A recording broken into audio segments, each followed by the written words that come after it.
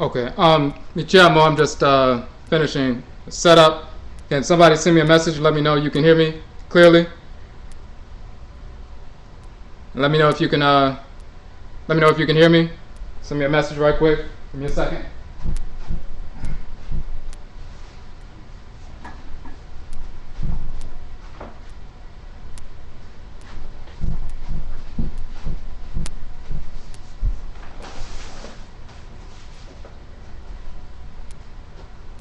All right.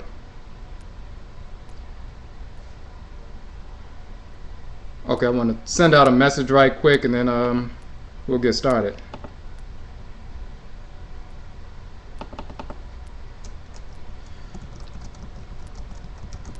But in the meantime, somebody just send me a message and let me know you can hear clearly.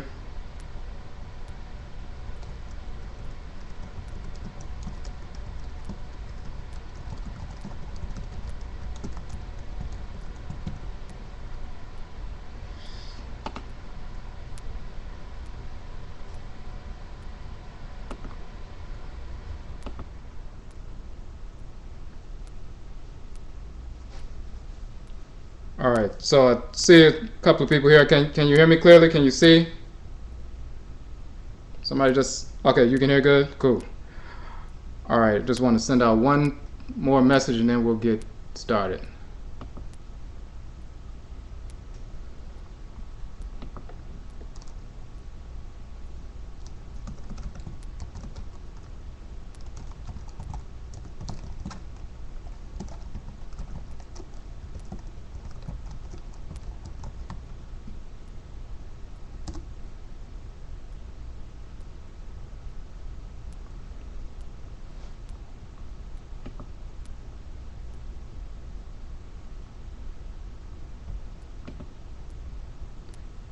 All right, so we just posted the text, the link.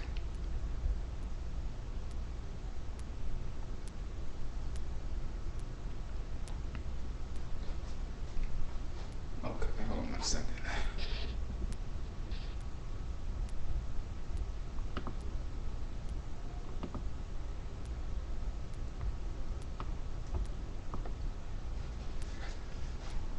All right, so Michiamo, Medinde, Odwirafo, Kwesi, Nehem, Ptah, Akhan, Eneye, Kwesi Da. Today is Sunday. This is Akhanfo Nananom, ancient authentic Akhan ancestral religion. What we're doing today is a special piece. You know, we typically have gone through specific aspects of Akhanfo Nananom or Akhan ancestral religion. What we're going to do today is go through the UBEN-HYENG The Ancestral Summons. This is the first publication that we wrote with regard to Akwamuman, Amaruka, Atifi, which is the Akwamu Nation in North America. We published it in December of 12,998, which would be December of 1997 in the Gregorian calendar. This was our first publication dealing with ancestral religion and practice. And we're going to basically go through the text. A lot of the information in the text is straightforward, kind of self-explanatory, but we want to hit on certain specific points in each one of the essays so we can clarify some things just in case people had some questions. And if you have any questions about any of the information in any of the text, any part of the text, you can just post your questions at any time and we will be answering questions throughout. Hold on one second, let me check one more thing and then we'll get moving.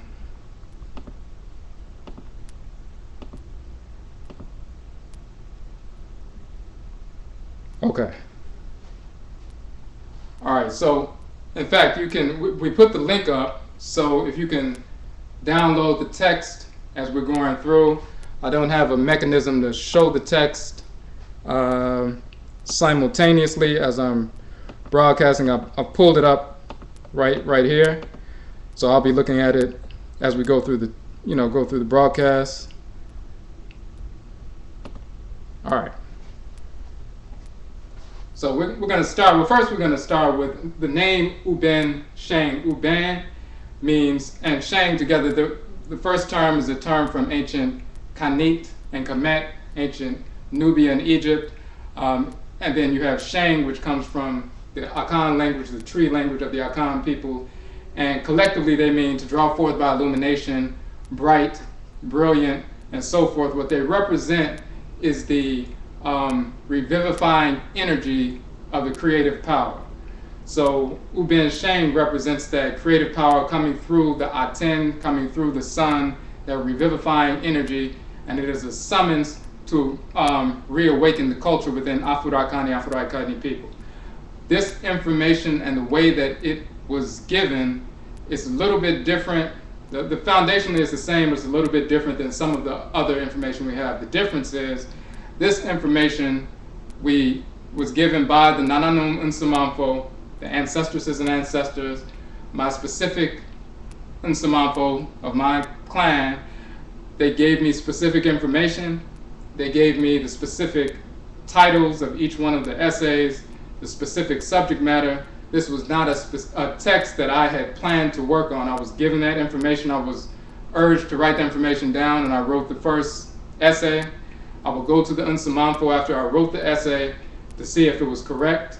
I would go to the Nkomre, go to the shrine, see if it was correct. Sometimes things would be incorrect. I would continue to ask questions until everything was correct and they approved it, including what the title would be, and then that particular essay was finished. And then they would give me another subject. I would work on that, go back to the Nsamanfo, ask if the information was correct. If it was correct, they would let me move forward. And they kept giving me different specific subjects, and to the point where I just began to listen because I wasn't planning to write this particular text in the first place. I was actually working on something else. So the information, the subject matter, the titles, the way they're structured, the examples were all given by the Nsamanfo, and I simply listened to what they asked me to give. Listened to what they gave, asked me to put out. I made sure it was correct, and then I put it out. And then eventually I published it and released it. So this is information coming directly from our Nananom Nsamanfo. We have, Nsamanfo from our direct blood circle from America who were enslaved in America, fought for liberation in America. Those from West Africa, those going all the way back to ancient Khanit, ancient Kenesu, ancient Nubia, ancient Kemet, Egypt, as well as going back to our first ancestresses and ancestors who walked on Asase Afur, the Earth Mother. So we have a tradition, and this is something that any Afro-Akani person can do. Your ancestresses and ancestors, your Nananom and Nsamanfo communicate with you on a regular basis, and we're going to be getting into that. So this is something that anybody can do, and we just want to give this information because it comes directly from our people. Our culture, our ability to attune to the Abosom, to the Nananom and Nsamanfo, to our Kra, our divine consciousness, to Nyame wa Nyame, and Akhan is the great mother and the great father, the supreme being in ancient Kemet called Amenet and Amen. Our ability to attune ourselves to the supreme being, the deities and the ancestral spirits, to get information and convey that information directly to our people is not dependent on us going to the continent of Afuraka to learn from someone else. We can do that, but our first teachers are our Nananom and Nsamanfo, our ancestresses and ancestors who have been with us through the Musua Kesi, the great perversity, as we call it, enslavement, also called the Ma'afa, who have been with us through all of our journeys across Afuraka, and all other parts of the world. Hold on one second, there's a message that just popped up. I just want to clear that up. Okay, give me 1 second.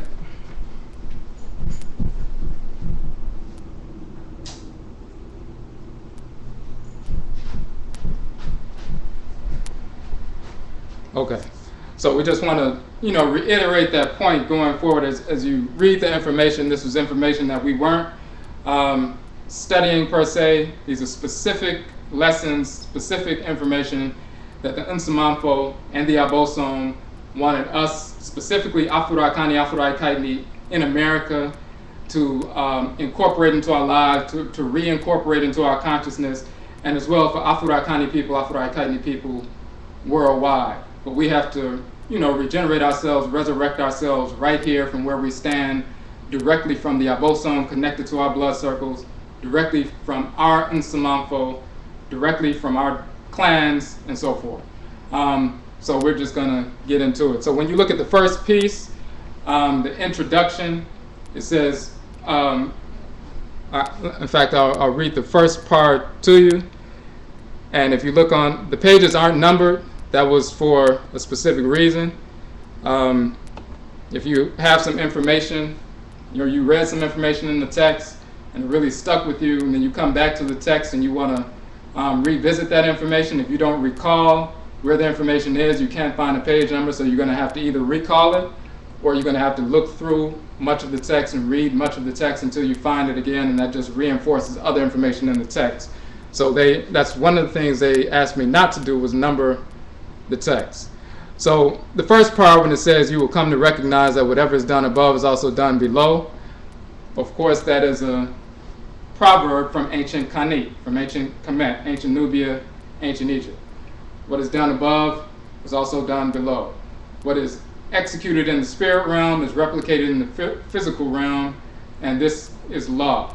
So the whole point and structure of this text is dealing with the nature and function of our ritual practices, their nature and their function. There is nothing that we do in Afro-Akhan the ancestral religion that is symbolic or purely just something for show. That's what the whites and their offspring do. In their fake religions, they don't have a connection with the Supreme Being. They don't have a connection with the Abosom. They don't have a connection with the Nananom and Nsamanfo, or ancestresses and ancestors. So they can't communicate or align themselves with divine order. They don't have an organ, a spiritual organ, a ka, a kaet, or okra, an ori inu, a selido. They don't have that organ that allows them to align with divine order. So therefore they cannot communicate. They're repelled by Inyame wa Inyame, Amenet Amen. They're repelled by the Ntorutu, the Abosom, the Orisha, the Vodou. They're repelled by the Nananom Nsamanfo, the Egungun, the Kuvito, the Umuo. They're repelled by the forces of nature and the divine spirits that live in harmony with divine order. So they can't engage in ritual practices that align them or realign them with divine order, because they were never aligned in the first place, and they can't align. So they engage in ritual practices that are purely symbolic. They have imitated our ritual practices, corrupted fragments of our ritual practices, and this is what comprises their false religions. They can't do anything but imitate practices and fragments of practices and then manufacture new perverse practices. With us, every ritual practice we engage in has value. We're receiving energy, Tumi, divine power, also called Ashe in the Yoruba tradition, but Tumi and Akhan. We receive that Tumi, we receive the consciousness of how to execute, open up and close and utilize and wield that Tumi, that power, and then we transmit the power. Through these ritual practices, there's always a reception and a transmission of power. There's an internalization, awakening of consciousness, and a utilization of that consciousness toward executing our divine function, our nkra, our nkrabia, the function we were created to execute in the world. Just like every organ in your body has a function to execute in the world, so do we as Afro-Akhan people. We have a specific function. We were fashioned, created and fashioned and formed and sent into the world to execute in the great divine body of the Supreme Being. We as cells within that great divine body, we have a function. Every ritual practice is not symbolic. They're used to receive and transmit, process, and transmit to me divine power in a manner that our consciousness uses to execute our divine function. So that's basically what we're saying in the introduction of the text. On the last portion, it says, you will die when the Supreme Being dies, meaning we are immortal. We will die when Inyame wa Inyame dies. That is a proverb from ancient Akhan culture. Of course, it's implying that, of course, we will never die, because the Inyame wa Inyame, the Supreme Being, does not die. So when you look at that introduction, it kind of encapsulates the whole purpose of the text. We will die when the Supreme Being dies, meaning we're immortal. But with regard to ritual practice, we will do what the Supreme Being does. We should consciously engage in the behavior of our great progenitor, our great progenitress, which is the great ancestral spirit, who is Nyankompon and Nyankonton, an ancient Kemet called Ra and Rayet, the creator and the creatress. Throughout the text, we mention the great ancestral spirit, the great spirit, the spirit. In those specific instances, we're talking about Ra and Rayet. When we use the phraseology goddess, God, or the Supreme Being, the Mother, Father, Supreme Being, we are talking about Nyamewa and Nyame, or Amenet and Amen. Throughout the text, we're going to go, as we go through, there are certain instances when we say God, we say goddess, we may be talking about Ptah, we may be talking about Sekhmet, we may be talking about Kebhit, we may be talking about Renutet, different divinities, and we'll mention that throughout. But with regard to that opening introduction, you engage in behavior, just like you engage in the behavior, you have the characteristics, mannerisms, outlook of those who left their genetic imprint in you, which are your ancestresses and ancestors, where your greatest ancestor and greatest ancestress in the created universe for Afro-Akani, Afro-Akaiti people is Nyankompon and Nyankonton, Ra and Rayet.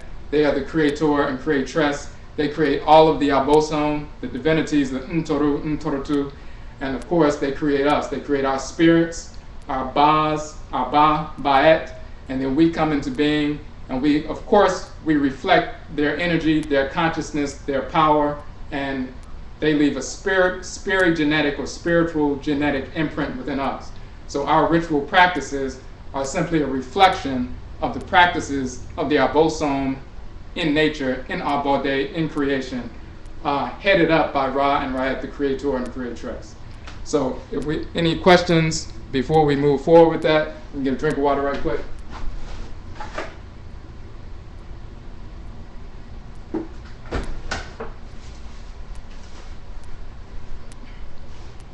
Okay, so now we're not going to read the entire text. We're just going to hit certain points, highlight certain points that may need some clarification or may need some more insight. And then as you read the text later on, from this point on, you'll have more insight into what you're looking at. The first text is, or the first piece in the text is, Goddess pours libation in your honor. So we talk about the evaporation, condensation, precipitation cycle in nature. When water evaporates, it rises up into the atmosphere, it condenses, and then eventually precipitation occurs, and the water that was in the ocean, in the lakes, in the rivers, the ponds, it is condensed in the sky in the form of clouds. Precipitation occurs, and that water is now redistributed to different parts of the Earth Mother. So those dry parts of the earth, animal life, plant life, mineral life, Afro-Akani, Afro-Akaiti, human life, can derive benefit from the redistribution of this resource. So just as the water rains down and regenerates earth functions and stimulates the earth, allows the fruits to come up in the earth and so forth, crops and everything that we need, we appropriate a portion of that so that we can farm, we engage in permaculture, we engage in different things, so we can, agriculture, so that we can feed ourselves and derive a benefit from that water that comes from earth that's distributed throughout the world. Just as this water is comes down in the form of libation, physically it regenerates earth functions.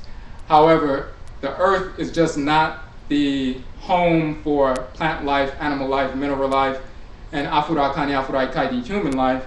In a spiritual sense, Asase Afua, our Earth Mother, is also the home of our ancestresses and ancestors.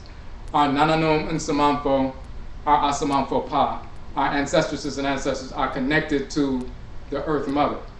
Just like your spirit is connected to your miniature Earth, your miniature Earth, your physical body, has the power to attract and fix your spirit.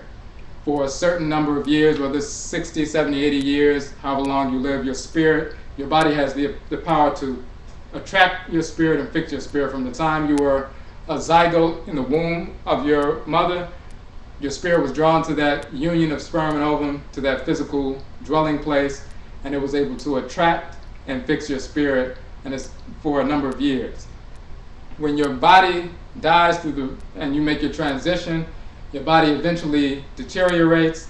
Now, if your miniature earth had the capacity to attract and fix your spirit, then of course the earth mother, the greater earth mother from where your miniature earth came from, has the power to attract and fix and hold your spirit when it no longer has a physical body to dwell within. This means that the Nananom, Nsamanfo, the Nsamanfo Pa, our various ancestresses and ancestors of Afuraka, they are connected to Asase Afur, connected to the earth mother. So when libation occurs, when rain comes down, of course it regenerates the physical properties inherent within the earth mother, but then the spiritual energy operating through the water, just like we can cleanse our physical bodies with water, we can cleanse our spirit bodies with water as well. Water acts as a magnet. The energy operating through water can pull negative energy, repel negative entities from us spiritually.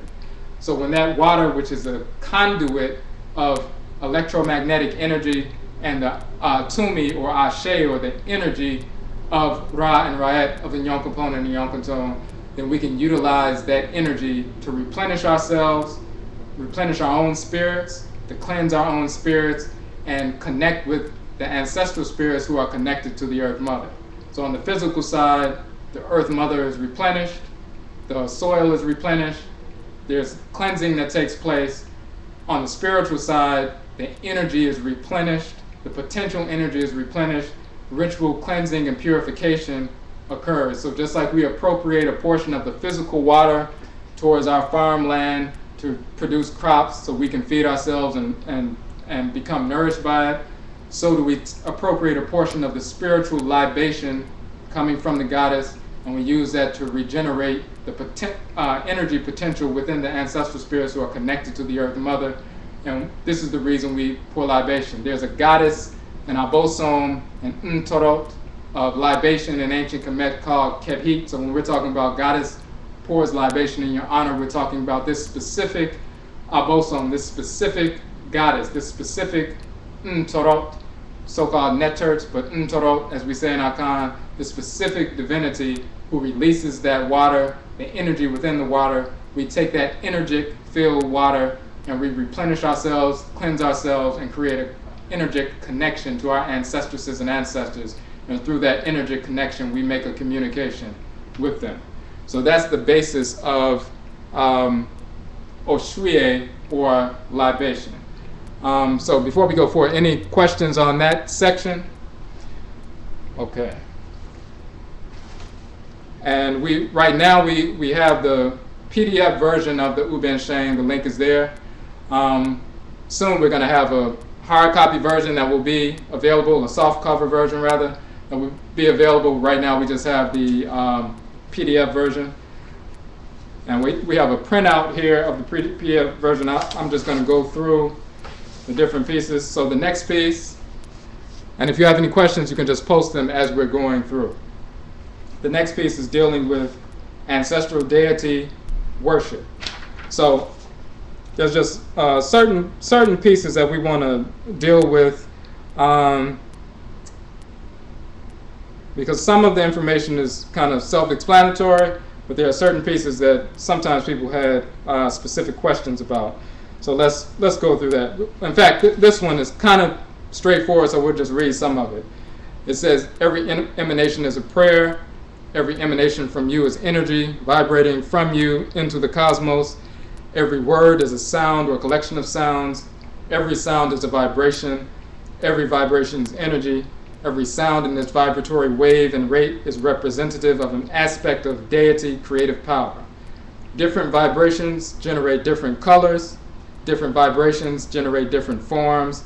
Every sound thus generates an image, form, and color. Every thought, image is an emanation, a vibration, a sound, a word, or a prayer. So we're talking about how the process of when you receive energy, when energy is moving through the so-called void of space, or really the black substance of space, the vibrations generate color, they generate form, they generate thought generates form, color, and so forth. As you're emanating vibrations, when you change your thoughts, the vibrations change. Sometimes things speed up, sometimes things slow down. Faster vibrations create higher pitched sounds, slower vibrations can create lower pitched sounds, and so forth. So they generate sounds, they generate colors, they generate geometric patterns in space, and that gives birth to form. Okay, so to emanate, one must generate energy. Energy is drawn from the very root of being, the uncreated and infinite matter underlying all things. In order to draw energy from this state, one must consciously merge with this state. She submits, she prostrates, she receives. The energy needed is then able to be drawn out. This energy is what emanates from the individual. He prays, he transmits, he emanates. Now let me make sure you all can see that in the text.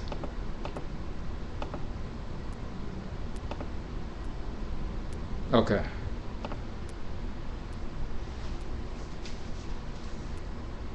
Okay, so we're talking about here the emanations coming from physical bodies. As you operate, as you move, life force energy circulating through your body, constantly emanating vibrations which emanate sounds and so forth. And when you get to the third part, it says your body prays perpetually. As spirit continuously vibrates throughout your physical vehicle, the vibrations emit sounds or ship words into the universe.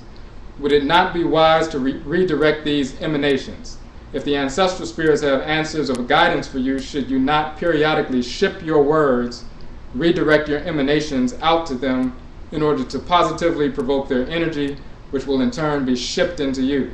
This is ancestral worship. This is evocation. If the deities are the powers within and without your physical vehicle, should you not ship your words or redirect your emanations into them so that their energy may be positively provoked and intensified within your physical vehicle and enabling you to overcome some obstacle, physical or spiritual? This is deity worship. This is invocation. Do you not redirect your bodily emanations, sound vibrations, every time you speak someone's name, thus provoking a response energy from the person? Do you not redirect your emanations towards the letters in the pages of the books you read, provoking and activating the forms of the letters which affect your consciousness in a manner that informs you? So we're going through that process. We're showing that as long as you're living and breathing, as long as the energy of the Nyankompon, the Tumi of the Nyankompon and the Nyankoton is circulating throughout your physical vehicle, a certain configuration of vibrations is constantly emanating from you. When you think, you redirect your emanations. We've talked about in the past how you can have someone who is staring directly at you very intensely, and you can feel the energy emanating from them, traveling through space and hitting you in the face, on the back. You can feel someone staring directly at you. That's not something magical. That's electromagnetic energy moving from you, emanating from the person through space and connecting with the target, which is you. You're constantly emanating a configuration of vibrations which are unique to your specific form. Just like every musical instrument has a different form, even though the same air can be blown through a certain instrument, whether it's a clarinet, a flute, a trumpet, a trombone, a tuba, whatever instrument it is, it's the same air being blown. But because they have a different form, because they're made of different materials, but even if they're all the same material, like in a brass section of a band, they're all made of brass, but because of the different forms, the air source is the same, but because of the form, the emanations or the sounds are different. It's the same thing with respect to us. Our bodies are instruments of a Nyankompon and a Nyankonton, of the Abosom. So we have specific forms unique to our genetic makeup, our descent, our ancestral descent. So when the life force energy of Nyankompon and Nyankonton move through us, they constantly generate a specific configuration of vibrations, constantly. That is the energy emanating from you. Those vibrations produce sounds. Those sounds are your constant, quote-unquote, prayers or mpai ba. So as you move and think and operate, your body is constantly praying. Your spirit is constantly emanating sound vibrations. You're constantly, perpetually praying. Every time you focus on something, focus on someone, you're projecting your emanations towards that thing or that entity. The Nsamanfo are asking in the text, would it not be wise to specifically direct your emanations to provoke the energy of the Abosom so that you can receive energy, consciousness, and direction and empowerment from them? Would it not be wise to direct your energy to, or ship your words, or word ship? Words are a collection of vibrations, so when we talk about word shipping or worth shipping, your value, that's worship. So should you not ship or send your words, ship or send your vibrations, ship or send the energy that's constantly emanating from you to provoke the energy of the Nananom and Nsamanfo who are actually connected to you, so that you can receive information that will guide you in a proper fashion, realign you, help you to realign yourself with your crowd so you can execute your function in the world. This is what ancestral worship or word shipping your energy, your words, your vibrations, and deity worship, deity word shipping or worth shipping, sending your energy, sending your vibrations to provoke the Abosom, the forces in nature, provoke the ancestral spirits, so that you can be informed in a manner that allows you with greater ease to align with your divine consciousness, your Okra, and to operate in a harmonious fashion. In reality, you're constantly emanating vibrations anyway. So if you're wise, you will learn how to direct those emanations in a proper fashion. If you are unwise and say, I don't need to worship any divinities, you're constantly word shipping or emanating or provoking something anyway. The Nsamanfo are connected to you. So when you think and you direct your energy, you want to make a decision in a certain situation, you are constantly emanating that thought, that projection. If you're wise, you would direct it towards a source that can inform you on how to harmonize your thoughts, intentions, and actions with order, with your crowd, with your divine consciousness. If you're unwise and think that you're actually disconnected from the Nsamanfo, you believe because you listen to the Odwirafo that you're disconnected from the Abosom, you'll say, I don't need to worship any deities. We don't worship any deities. We just do, well, in fact, we tell the deities what to do. This is white foolishness that has infected the ancestral religious practices amongst some of our people, because we still have not, don't have the desire yet, some of us, to relinquish the foolish culture of the whites and their offspring. In reality, if you understand cosmology, we are connected to the Abosom. We are connected to the Nsamanfo. So if you're wise and you're constantly projecting anyway, you should direct those emanations to word ship, or ship your words, vibrations, value, to provoke the energy through invocation and evocation of the Abosom and Nsamanfo, so you can harmonize every thought, intention, and action with divine order. So that's the piece with ancestral and deity worship. Any questions on that? Just post them up. We're going to go through. We're going to go to the next piece.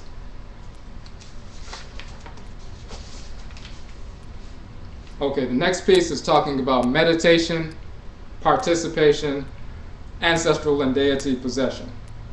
So as we go through this one is pretty straightforward as well. It's talking about meditation facilitates conscious participation. Through meditation, we transfer our conscious focus from the external plane to the internal planes. We thus come to participate consciously in the spirit world, the community of ancestral spirits and deities. So we go through a process talking about meditation, possession by an unseen power, and so forth. as you go through the text, you'll find that there are a number of questions that are asked. Throughout the text, that's a device that's used by the Nsamanfo. These are the questions that they pose, and they're posing to us as a community. So when you're reading the text, these are the words that the Nsamanfo gave, and these are just the words that I recorded, the questions that I recorded from them. They were trying to stimulate our thoughts, stimulate within us our reasoning faculty to understand how do we get to the point where we began to reject ancestral and deity worship. How did we come to the point where we began to question ancestral and deity possession? Where do we get these foolish concepts from? How did we come to the point where we began to believe that our ritual practices were unnecessary, primitive, ignorant, foolish, self-destructive, and so forth? So when they're asking these questions, through the questions, they're showing the necessity of the practice, the functionality of the practice, and also inferring the reason why we got to the point where we began to reject these practices is because simply we began to embrace the whites and their offspring and reject the reality of the Nananom and Nsamanfo, and that's how we became self-destructive. So when they're asking these questions about how do you come to the point where you're rejecting possession? How did possession, in this particular piece, how did possession become evil? Some of our people, when they hear the word possession, spirit possession, the phrase spirit possession, or just possession in general, they tense up and start thinking about the devil, which is a fictional character, spirits of evil, demons, all this other foolishness. It comes from church, it comes from Islam, it comes from Judaism, it comes from just white culture in general. Possession in and of itself, as we say in the text, if you lift a glass of water and you put it to your mouth, you're possessed by the energy that's unseen, operating through your body. So that's possession by an unseen power. So you're constantly possessed just by virtue of the fact that you're alive. You're Afuraikani, you have the energy of Ra and Ra'et, and Yonkumpon and Yonkunton moving throughout your physical vehicle. You are constantly possessed by that power from birth, before birth, and after birth when you move into the ancestral realm as the ancestral spirit. So possession is part of your nature. So if you're going to look at possession as something demonic, then you can't even be alive in reality. So that's just, when they ask that question, they're showing how foolish, that they're exposing how foolish this fear of possession really is. When you meditate, often when we hear the term meditation, the first thing we think about are Hindus, white Hindus, East Asians, sitting down for long periods of time and engaging in some pseudo-ritual practice. Now, meditation, of course, that's an English word. The roots go back to what they would say in Latin, dealing with med or medi, meaning middle, but also meaning medium, like medium of communication, and so forth. Those terms are actually rooted in the terms metre, meter, and met in ancient Kemet. They deal with that which is right, exact, righteous, to measure, and so forth. It also means middle. So these, the etymological roots of the term medium, middle, medi, meditate, and so forth go back to the terms met and meter in ancient Kemet. Meditation, in reality, is a means by which, a gateway by which we get to the spirit realm. It's a media of communication. So we have our consciousness focused in the physical realm, focused on physical things, but then to go and focus in the spirit realm there and to interact consciously in the spirit realm, there are different gateways to get to the spirit realm. There are fiery gateways to get to the spirit realm. There are watery gateways to get to the spirit realm. And these next couple of pieces in the UBEN-HYENG deal with some of these different gateways to the spirit realm. But meditation is a means by which, a media by which we communicate. We engage in calm, which is Akhan for spiritual communication. It is a means or media by which we engage in that process. So meditation is just a gateway. Now, in the next piece, we talk about song and dance as ritual, possession, and meditation. So when we're talking about song, this is the ritual replication of sound, which is primordial. The energy moving throughout the black substance of space generates vibrations. Vibrations generate sound, and that is primordial, is based on the movement of Ra and Ra'et within creation.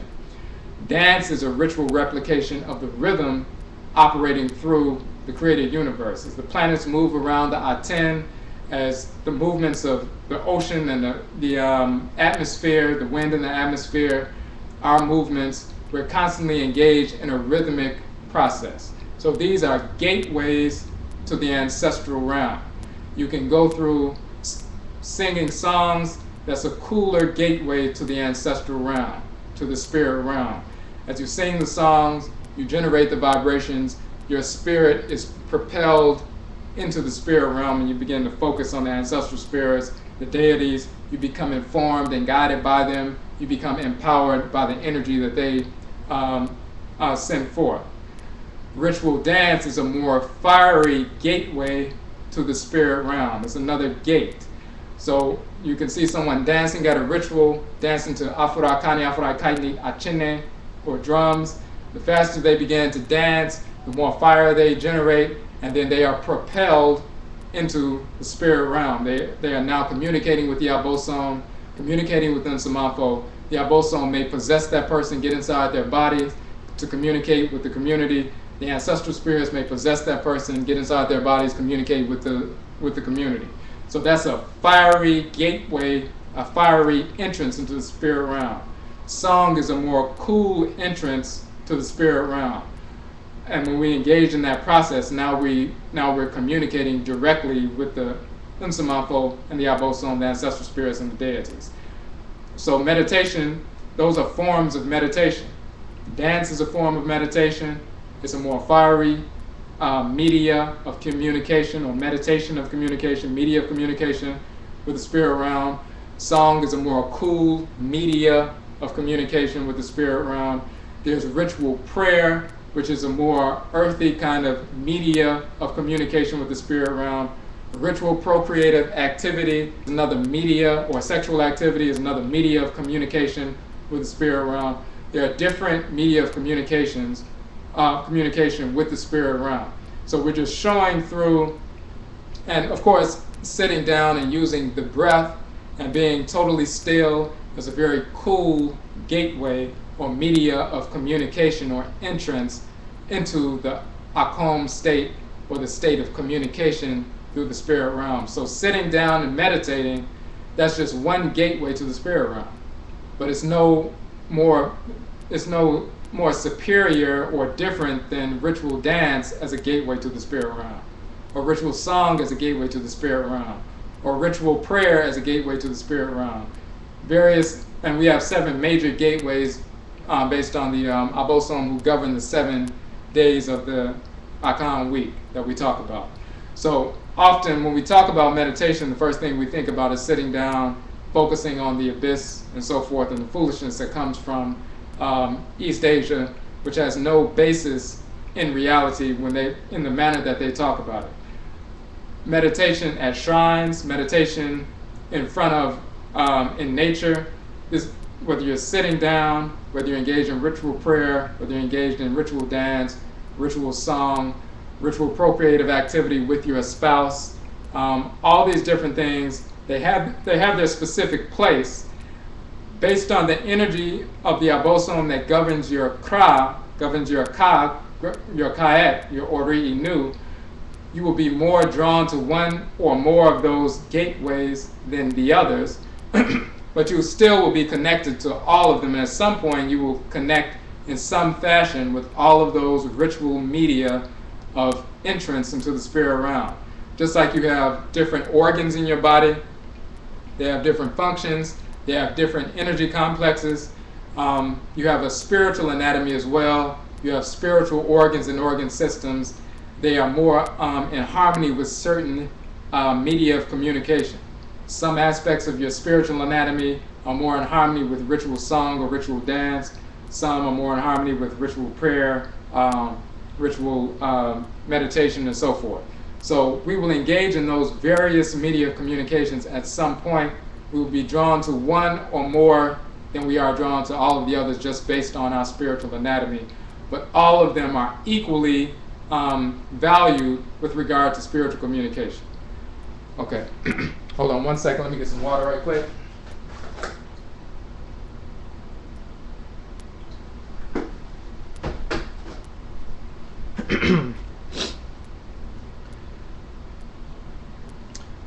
Okay, and the sister said, and the same goes for the musicians during the rituals, ceremonies, they have to be in a meditative state. And that, in fact, in the next piece, when we were talking about the ritual song and ritual dance, at the very end, we actually mentioned that.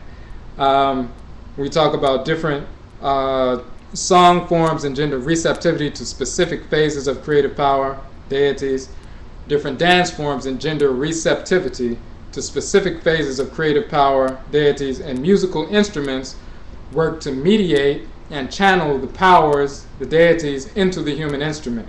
So you are possessed perpetually of spirit's song, sound or song, spirit's rhythm or dance. So it is ritual possession, meditation. It's conscious reconnection, union with Goddess God, or Inyamewa, Inyame, the Supreme Being. Okay. So any questions on that before we go to the next piece? If you look at the next piece, it's called Nature Worship. And that's the one right after, because we kind of combine the meditation as well as the ritual song and ritual dance. So if you look in the file on the PDF version, you will see Nature Worship is the next piece. This one, again, is pretty straightforward. There are a couple of pieces we want to touch on where we're talking about one spirit which all things in the universe share. First, we're talking about Yonkonpon and Yonkonton. When we talk about all things in the universe, we're talking about all created entities in the universe. Plant life, animal life, mineral life, which includes the planets and so forth, and Afurakani, human life. We're only speaking of Afurakani, people. So when we say all things, we're talking about created entities. We're not talking about the whites and their offspring. So we need to clear that up. And we kind of mentioned that at the very beginning in the introduction of the text. We talk about, when we use the term human in this text, we're talking specifically about Afurakani people only. So as we go through, we're saying the Great Spirit, which is in Yonkonpon and in Yonkonton again, comes into being in the forms of things that created, vibrating continuously throughout the physical vehicle, throughout the bodies of the entire animal sphere, the vegetal sphere, the mineral sphere, all created matter, meaning created by the Supreme Being, in the universe down to the very subatomic structure and beyond, is permeated by the consciousness of the Mother, Father, Supreme Being, which is the Ka and Kayat of Inyamewa and Inyame. We talk about birds, plant life being compelled by desire. They don't have a choice. They're compelled by the forces that create them. With respect to us, we have one choice. We can choose to reject the information and the compulsions coming from Inyame through the agency of the Abosom and the Nananom and Nsamanfo. If we reject that choice or reject that guidance, then we create disorder in the world. And then our consciousness of our divinity, of our Kra, becomes unconscious at that point. But that's the only choice that we really have. That's why we say knowledge of our divinity becomes conscious expression when we exercise this one choice at any given time. Otherwise, the knowledge of our divinity is unconscious. The specific divinity we're talking about is the Kra, is the Okrawa, as we talked about in our one of our previous presentations, and we go into detail about in the book, the Okra complex. So when you reject that specific choice and you begin to engage in behavior based on lust, based on malice, misguided desire, you're rejecting the pull of the Kra, the pull of the Abosom, the pull of divine order imminent within the communications that come from the Nananom and Nsamanfo, that come from the Abosom. Now your knowledge of divinity, of your divinity, is no longer a conscious expression. Now you become unconscious. You're disconnected or disaligned from your Kra. Now you're engaged in disorder. Okay. So now we also talk about, when we talked about the life force energy of Ra and Ra'et, and Yonkampon and Yonkaton moving through all created entities, then that means that just like that energy moving through our bodies, we're constantly or perpetually praying or emanating life force energy in a specific configuration of vibrations, which produces a specific configuration of sounds. And as we produce those sounds and we redirect our thoughts, focus on certain things, retract our focus, focus on other things, there's a retraction, contraction, and expansion of those that configuration of sound vibrations, which changes our song, changes our prayer, changes our emanations. And therefore, as our body is speaking, we change our minds, change our focus, then those communications change. The same thing happens with plant life, animal life, mineral life, and so forth. As the life force energy is moving through plant life, animal life, and mineral life, as they're existing, as they're living, as they're expanding and contracting, they're constantly emanating collections of vibrations, vibratory energy in a specific configuration that is their language. As they incorporate nutrients, interact with other entities, receive the vibrations of other entities, transmit their own vibrations, repel the energy of other entities, and so forth, that's communication. If we attune to them, word ship them, or ship our words, or ship our vibrations to plant life, to animal life, to mineral life, the spirits that operate through these physical entities, now we are communicating back and forth with these entities. An example of that, and we've mentioned this before, we know about George Washington Carver, a great chemist, a great scientist, produced hundreds of products that were heretofore never produced from things like peanuts and sweet potatoes and different things. All kinds of products that were useful and still are useful to us, whether they're cleaning products or medicines or whatever the case may be. He said that he didn't get his information from being the first black person to graduate from a university in the Midwest of the United States. He didn't become a great chemist and scientist from going to a university. He said he got all of his information early in the morning. He would get up every morning around 4 o'clock or so in the morning. He would go out into nature. He would communicate with the spirit life in nature. He would get all of the answers that he needed. Then he would go back into the laboratory and produce based on what communication he received from the spirits of nature. This is common practice. We have this capacity. He's just an example of an Afro-Kani person in America demonstrating his ancestrally inherited capacity to worship nature, or to word-ship nature, or to ship his words, his vibrations, his specific configuration of vibratory frequencies or energy to nature, and to receive responses, intuit responses, tune into those responses, take that information and utilize it for the benefit of our community. We have that capacity that's inborn, inherent, that we've inherited from our ancestresses and ancestors, that we brought with us through the Musuo Kesi, the great perversity enslavement. We have never lost that connection, not only to spirit, to plant life and animal life and mineral life and nature worship, but also the Abosom inherent in certain plant life, animal life, and including animal totems, Achinebois, and mineral life, the planets, the suns, the moons, the black substance of space, and so forth. So we have that capacity. We need to utilize that capacity as part of our responsibility. It's not a choice, it's part of our responsibility. We are part of a system.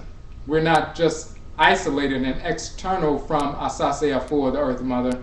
We are part of this system, and we are interdependent upon the created entities within the system. So it is part of our mandate to communicate with nature.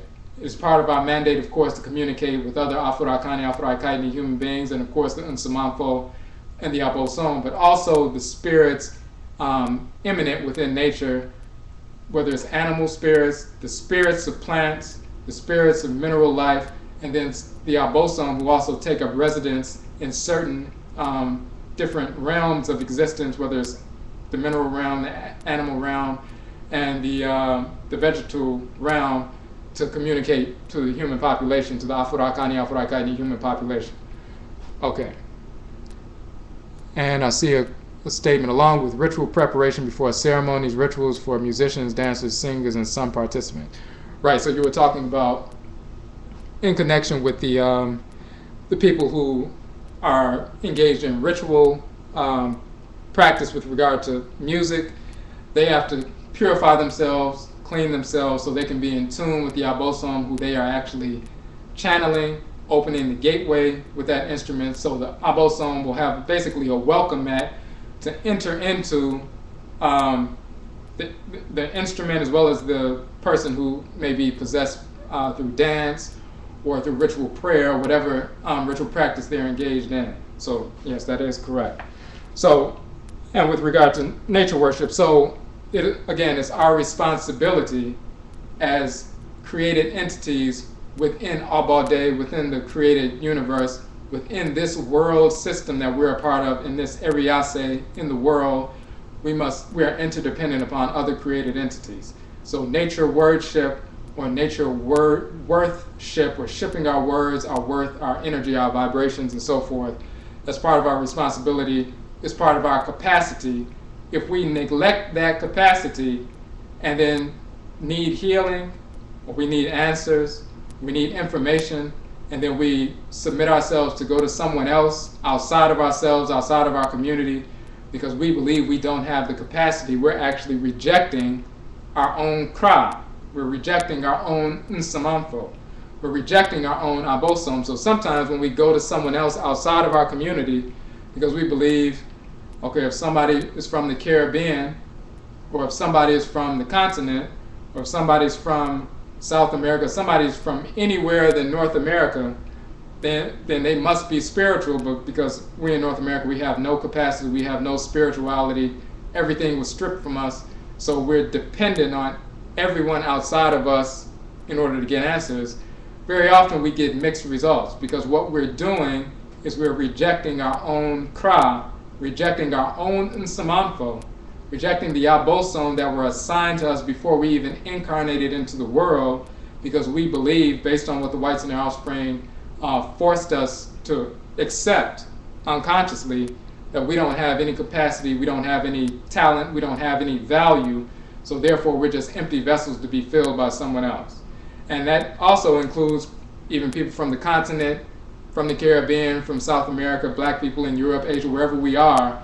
When we reject our own culture, reject our own Nsamanfo, reject our own Abosom, because we believe that our culture is inferior, nature worship is inferior, nature worship is primitive, nature worship is ignorant, so we must go to the whites and their offspring and pray to a fictional character who never existed, Jesus, or believe in a fictional character who never existed, Muhammad, or Allah, or Yahweh, or any of these other fictional characters.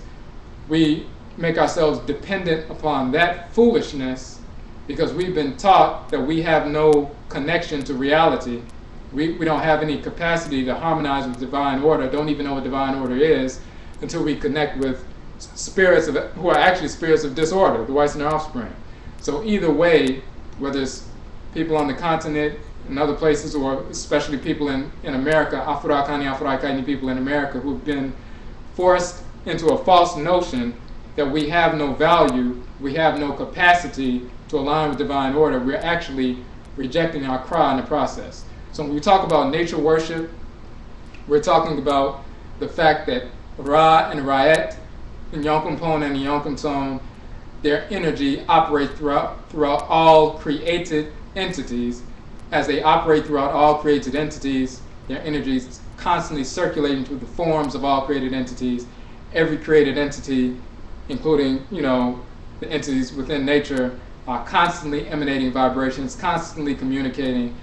Those vibrations we are interacting with because we're constantly perpetually praying as well, and we need to direct those emanations in harmony with one another so we can learn from, just like we need food from plant life, food from mineral life and so forth in order to nourish our bodies, with the energy coming from plant life, the energy coming from animal life and mineral life, we need to replenish and renew and strengthen our spirits as well, because we're all interdependent.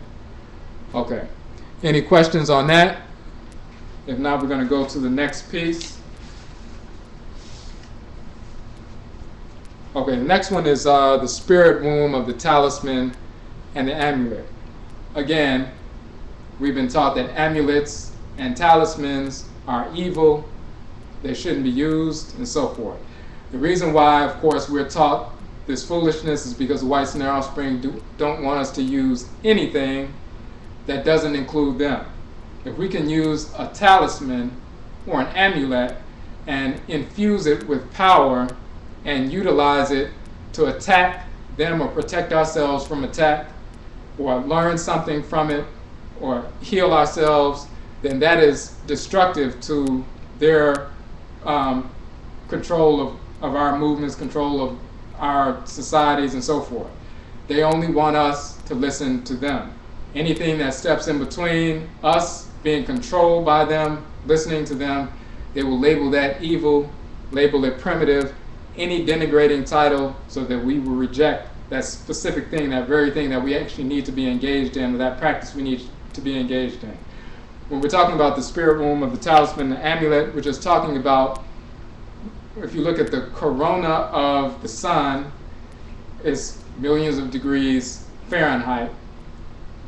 You have an aura, which is like a corona. It extends beyond your physical body. Every inanimate object, because the life force energy moving through created entities is constantly generating a field around those entities, just like magnetism, just like the electromagnetic, what they call the magnetosphere surrounding the earth.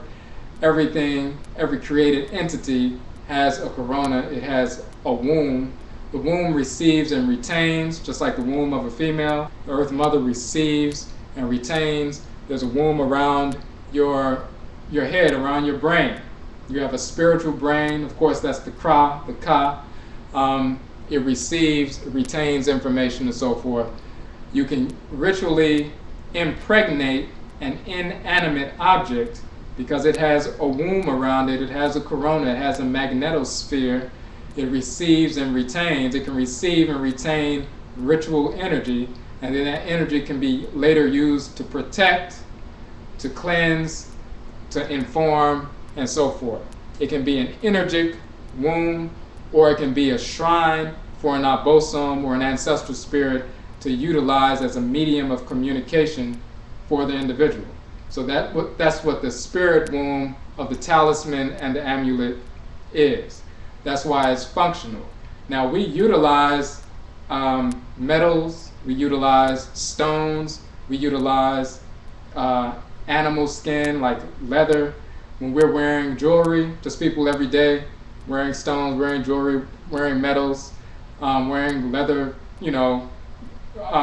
jewelry and things like that. Certain things that have sentimental value.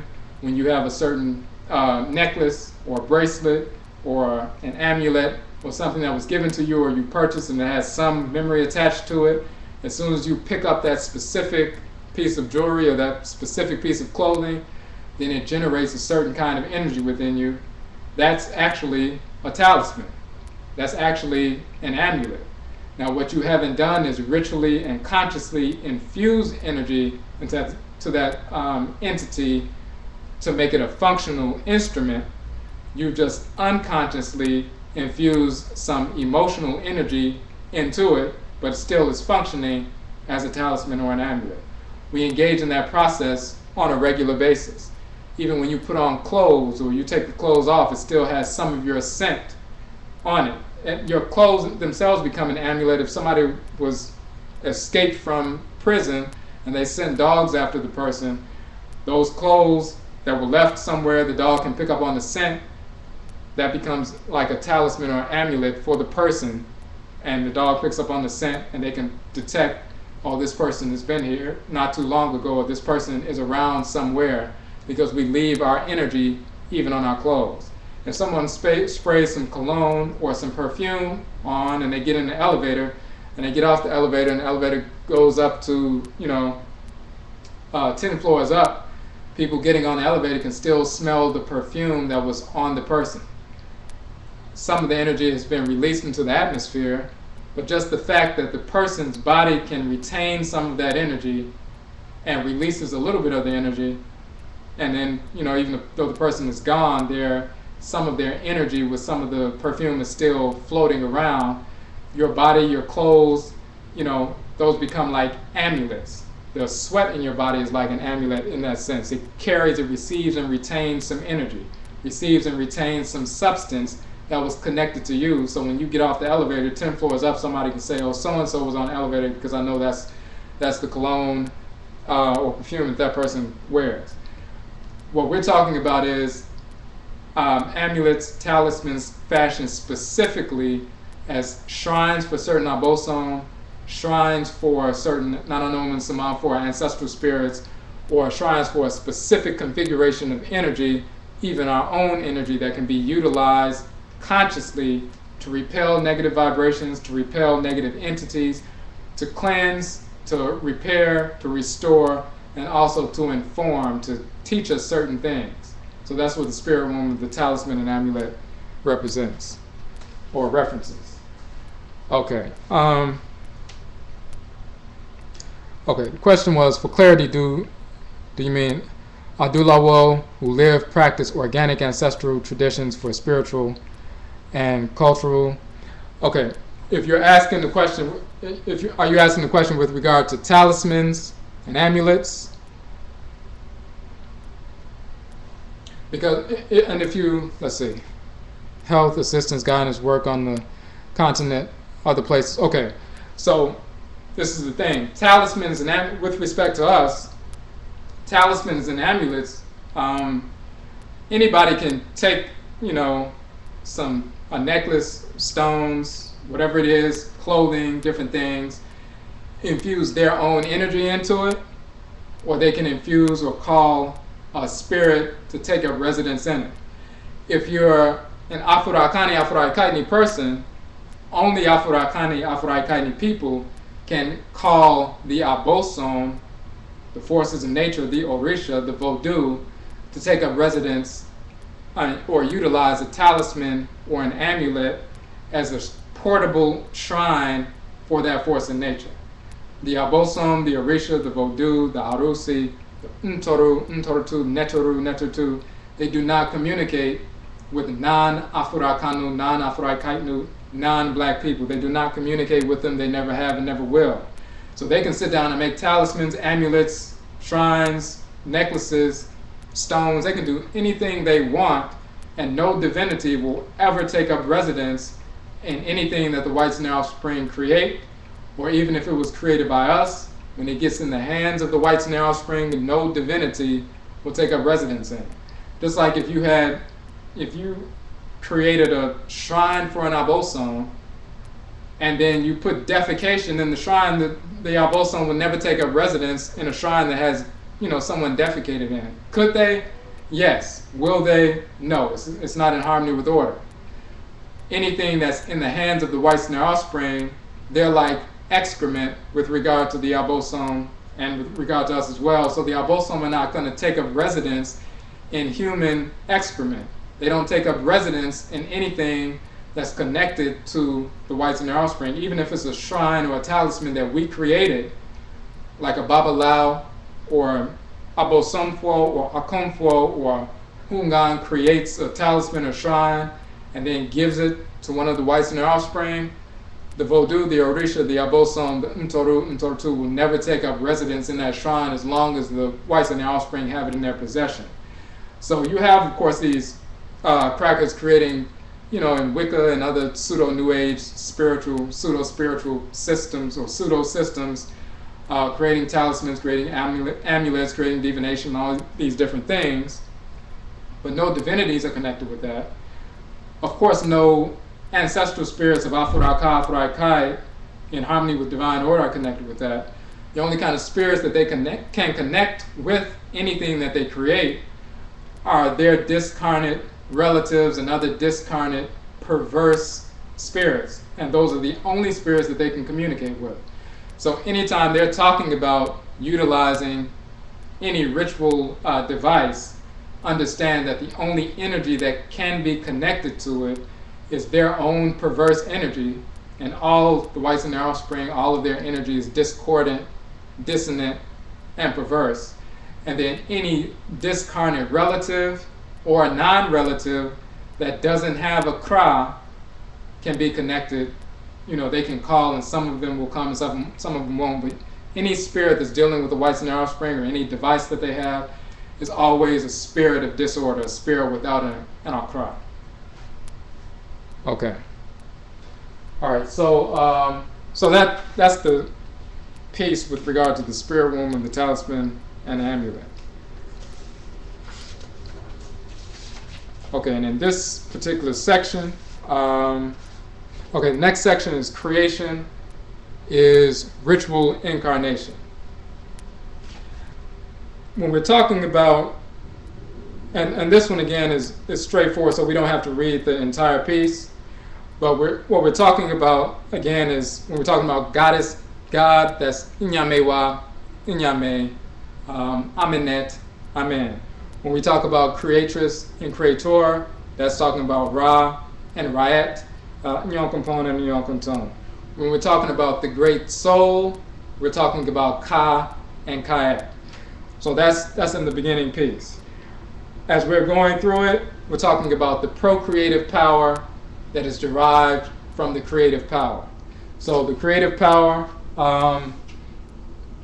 is the energy of Ra and Ra'et, Nyonkompon and Nyonkonton, animating your very being. It is the Ba, the Ba'et, as we call the Obra in Akhan, the life conscious energy of existence. When you utilize that energy, when it moves, it's just like electromagnetic energy or electricity, in the sense that when you have electric energy moving through an iron, it generates heat because that's the form because of the form of the iron, the structure of the iron, the internal workings of the iron, it generates heat. If you plug a television into the same outlet, electricity goes through and it illuminates the television. If you plug a radio or a cell phone, it illuminates that device. When the life force energy of Ra and Ra'et is moving through our various organs and organ systems, is of course generating energy. Our bodies are constantly perpetuating or emanating, perpetually emanating energy, vibrations, sounds, and so forth, as we said. When it moves through our procreative apparatus, our genital organs, we're dealing with procreative power. Now, in this part of the text, we're talking about creation is the incarnation of the Abosom. We talk about the Abosom being created, the spirits that animate the black substance of space, the planets, suns, moons, stars, and so forth. So Ra and Ra'et create the various Abosom, and then they take up residence in creation. In the same fashion, our procreative activity, in harmony with the creative activity of the creator and creatress, just like their creative process, Ra and Ra'et's creative process, is the incarnation of Abosom, spirits of creation into the world. Our procreative activity is the incarnation of an ancestral spirit into the world. The creative activity of Ra and Ra'et is also related to the procreative activity when we're engaged in non-procreative ritual activity, sexual activity that's related to ritual. We can bring in the Abosom, bring in the energy, generate the energy connected to the Abosom, so we can realign ourselves with divine order. It's no different than exercise, it's no different than ritual song, it's no different than ritual dance, it's no different than ritual prayer. We're utilizing generating energy to provoke Ra and Ra'et, to send out energy to provoke Ra and Ra'et, to send out energy to provoke Awusi, provoke Bena, provoke Abena, provoke the Abosom who are connected to us by blood. So when we engage in ritual procreative activity, we are either ritualizing the process whereby an ancestral spirit will be incarnated or reincarnated into the world through that sexual activity, procreative activity. We generate the magnetism to draw an ancestral spirit, one of our ancestresses and ancestors, back into the physical realm, or we get engaged in ritual procreative activity to provoke the energy of the Abosom who are connected to us to replenish our energy, restore our energy, teach us how to utilize that energy in harmony with divine order, and so forth. When we understand that, that means that our bodies, as Ra and Ra'et's energy is moving through our bodies as we engage in this process, and just in general, that means that our bodies become Abosom Fie or Abosom Dang. Abosom Fie means house of the Abosom, which means a temple or a shrine. Abosom Dang means a sanctuary. Dang means a sanctuary. Abosom, of course, is the divinity. So Abosom Fie and Abosom Dang means Abosom temple or Abosom shrine house. In ancient Kemet, you had temples like Apet Asut, the great temple that they call Karnak. Apet Asut was the great temple. Of course, the temples of Amen and so forth were there. But you also had shrines for Amen, Mut, Kenesu, Ptah, Sekhmet, Asar, Aset, Heru, various divinities' shrines, all within the great shrine complex. It's the same thing with Abosom Fie in Akhan culture. You have a shrine house, Abosom Fie. Within the shrine house, you have a number of different shrines for different Abosom. Your body becomes an Abosom Fie or a shrine house, Abosom Dang, a shrine house that has separate shrines for different Abosom. Your various organs and organ systems are shrines for the Abosom, shrines for the Orisha, and we get into that when we talk about shrines within shrines in one of the next pieces. So we'll get into that in a little bit more detail, but just knowing the fact that your organs and organ systems are shrines for the Abosom, points of communication for the Abosom, then when you engage in ritual procreative activity, you are either bringing an ancestral spirit back into the world, generating that energy to pull one of these ancestors and ancestresses back into the world, or you engage in a process where you are utilizing that energy that is generated to provoke the energy of the Abosom, either to enter into the shrine process, your shrine, or the shrine of your spouse, your mate. Sometimes ritual possession occurs in procreative activity, or just to communicate with these Abosom, replenish their shrines within your body so that you can remind yourself, cleanse your mind, and remind yourself how to utilize that energy in a harmonious fashion throughout your everyday life. So knowing that, that means your body is a shrine house, it's an Abosom Fie. So to pollute your body with improper diet, improper behavior, and so forth, that's a rejection of the Abosom. That's the rejection of the spirit forces in creation. That's a rejection of Inyamewa, Inyame, it's a rejection of the Yonkumpon and Yonkunton and so forth. It's also a rejection of the Nananom and Nsamanfo who will ultimately have to come through your physical vehicle. So in our culture, the maintenance of our physical vehicle is a sacred practice, it's a sacred institution.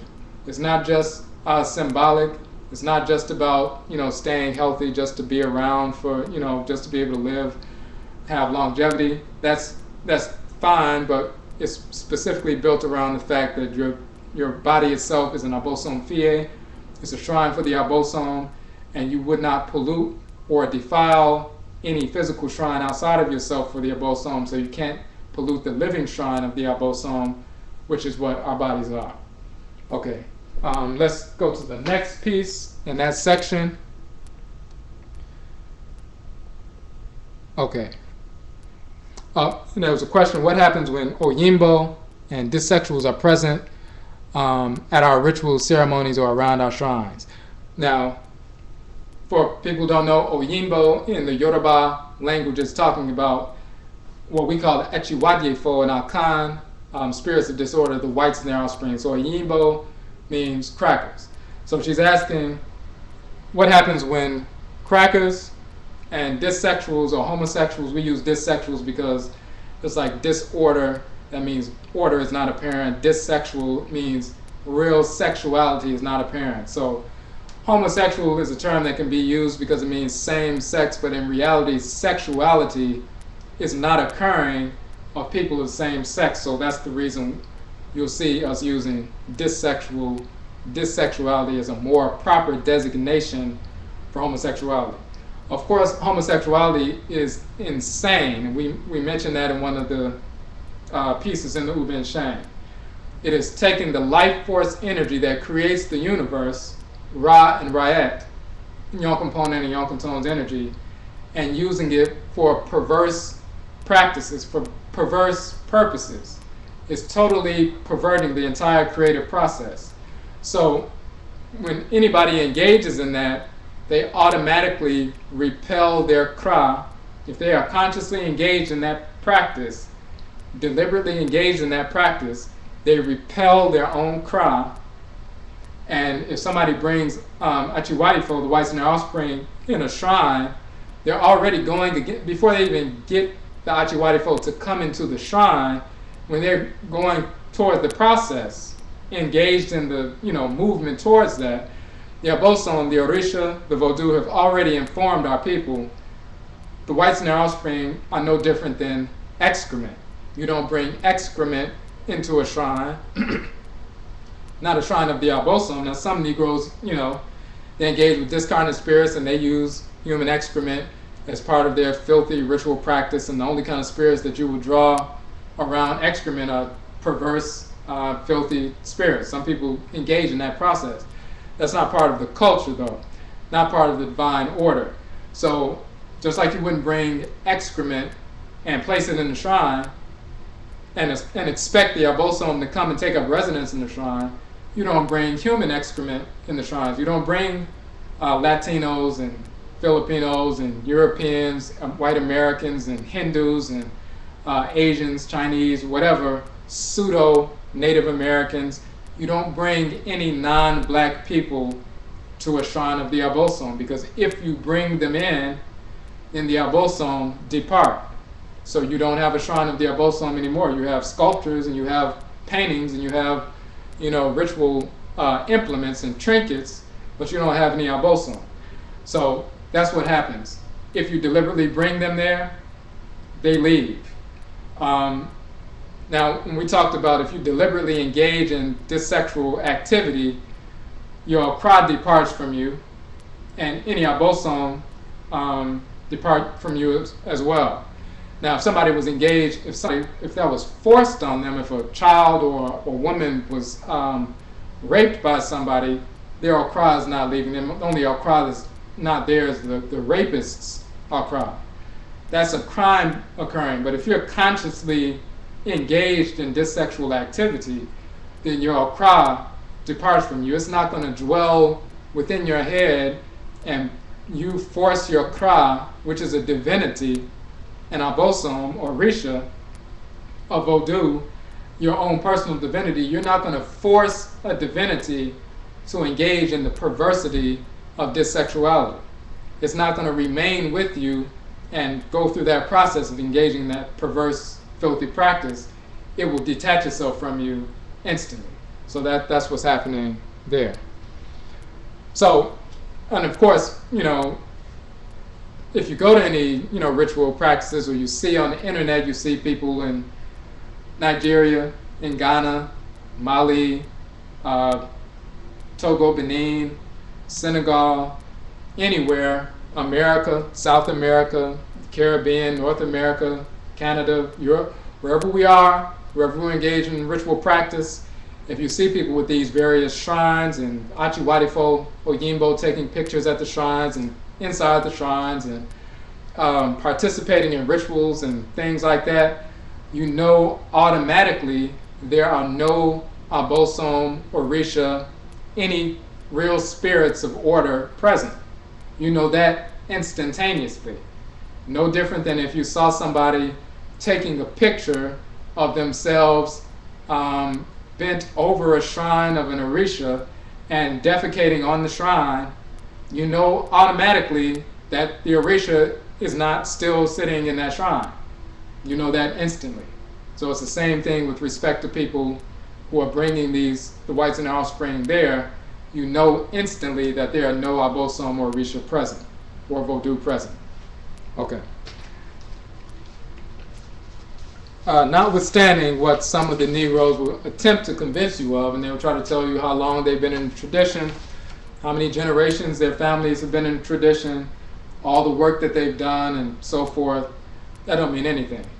If you have spirits of disorder, and you're constantly bringing spirits of order or disorder into a shrine, then the spirits of order will not remain.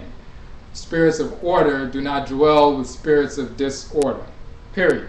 And it's no different, as we said before, with when you have a large magnet on the table, you put a small magnet near it and you put the same polarities next to it. As soon as you get the small magnet close, the large magnet automatically repels the smaller one before it can even touch. And it doesn't make that decision every time that you bring the smaller magnet near it, and one day it decides, well, I'm not going to be like that. I'm not going to reject the small magnet this time. I'm going to let him come. Every single time, just based on the laws that govern creation, if you get the same polarities close, the larger magnet will repel the smaller magnet every time. No compromise, period, because it's law. And it's the same thing with the Abosom. They only adhere to the laws of Inyamewa and Inyame. They don't adhere to anything else. Oh, there's a little fly in here. So they don't adhere to anything else. So anytime you bring a spirit of order anywhere near them, they will either do something to you or they will depart, but they will not dwell with spirits of disorder. Okay, in this section, the last piece in this section is called The World is the Great Oracle. And what it's talking about basically is when people talk about oracles, oracular divination, things like that, some people will attempt to say that oracles are unnecessary. Oracular divination is unnecessary. Of course, some fools will say that it's evil and so forth. In reality, oracular divination is a means by which the Abosom can communicate with you, your Nsamanfo can communicate with you. When you're engaged in oracular divination or you go get a reading from someone, what's happening really, if it's an authentic divination, is the person is communicating with your Kra, communicating with your Okra, your Ori, your Selido, your Ka, your Kaet, and then showing you externally what your Kra was trying to show you internally, which you were not, for some reason, able to get. So real divination is your Kra being consulted by the diviner. Even if they're divining with the Abosom, with the Orisha, and so forth. The Orisha, the Abosom, they only give information that's in harmony with your Kra, with your function in creation. Because your Kra is basically a vessel for Inyamewa Inyame, the Supreme Being, to take up residence within you. The consciousness of the Supreme Being to take up residence within you. It is a personal divinity, and it carries a divine function that Inyamewa Inyame gave you to execute in the world. So the Abosom, the Orisha, will only give messages, only give instruction that's in harmony with your Kra. So anytime somebody's doing authentic divination, they are consulting with your Kra and showing you externally what your Kra was trying to show you internally. So your actual body is an oracle. It's a number of different components of a system. Each organ and organ systems is connected to the Abosom. You will find in the text of ancient Kemet where they talk about the different deities connected to different parts of the body. So it's a system that gives birth or shows and manifests spirits, internal workings, and it manifests them externally. Your body is an oracle. The different components of your body all combined is an oracular system. Different aspects of the Earth Mother all combined are a system, and when you communicate with different aspects of that system, you can get information because the Abosom are inherent within the Earth Mother, within the atmosphere, within the oceans, within the rivers, within the mountains, fire, the core of Earth, the magnetosphere, and so forth. So you can consult any aspect of that system and get information from that divinity that's in harmony with your cry. So we're just showing that the whole oracular process is dealing with a system created by the Supreme Being that allows you to consult and learn the internal workings of the spirit, and it's expressed externally. So that's the basic premise of that piece. And when we're talking about the deity, when we're saying if you are of God and God fashions oracle, that specific divinity, when we're saying in this specific text, we're talking about the divinity Tahuti at that point. And of course, there's also Tekit, the wife of Tahuti. There's also Ma'al and Ma'at, with a male and female Abosom of law and balance. So in these different pieces, sometimes, as we said, when we're talking about spirit, we're talking about Yonkampon, Yonkaton, Ran, Ra'et. When we're talking about the like song and dance and things like that, we're talking about, for example, Ajuwa, who deals with ritual song, Yao, who is Heru, Shango, dealing with ritual dance, as well as Afi, Het Heru, Oshun, dealing with ritual dance. So different times when we're using the term God and goddess in these texts, we're talking about specific Abosom. Okay. Okay, any questions on that first section? So that was the very first section of the UBEN-HYENG, those first 8 essays. And as you read through them after this, then you'll be able to see, you have better insight into, what the Nsamanfo were saying through these different essays. Give me one second.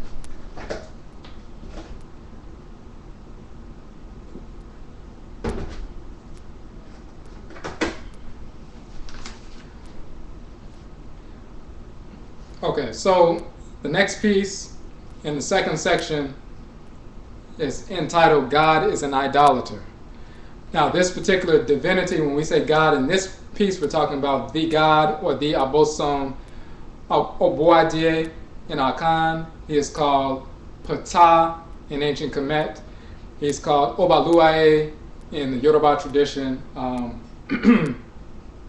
He's one of the Sakpata twins in Vodun.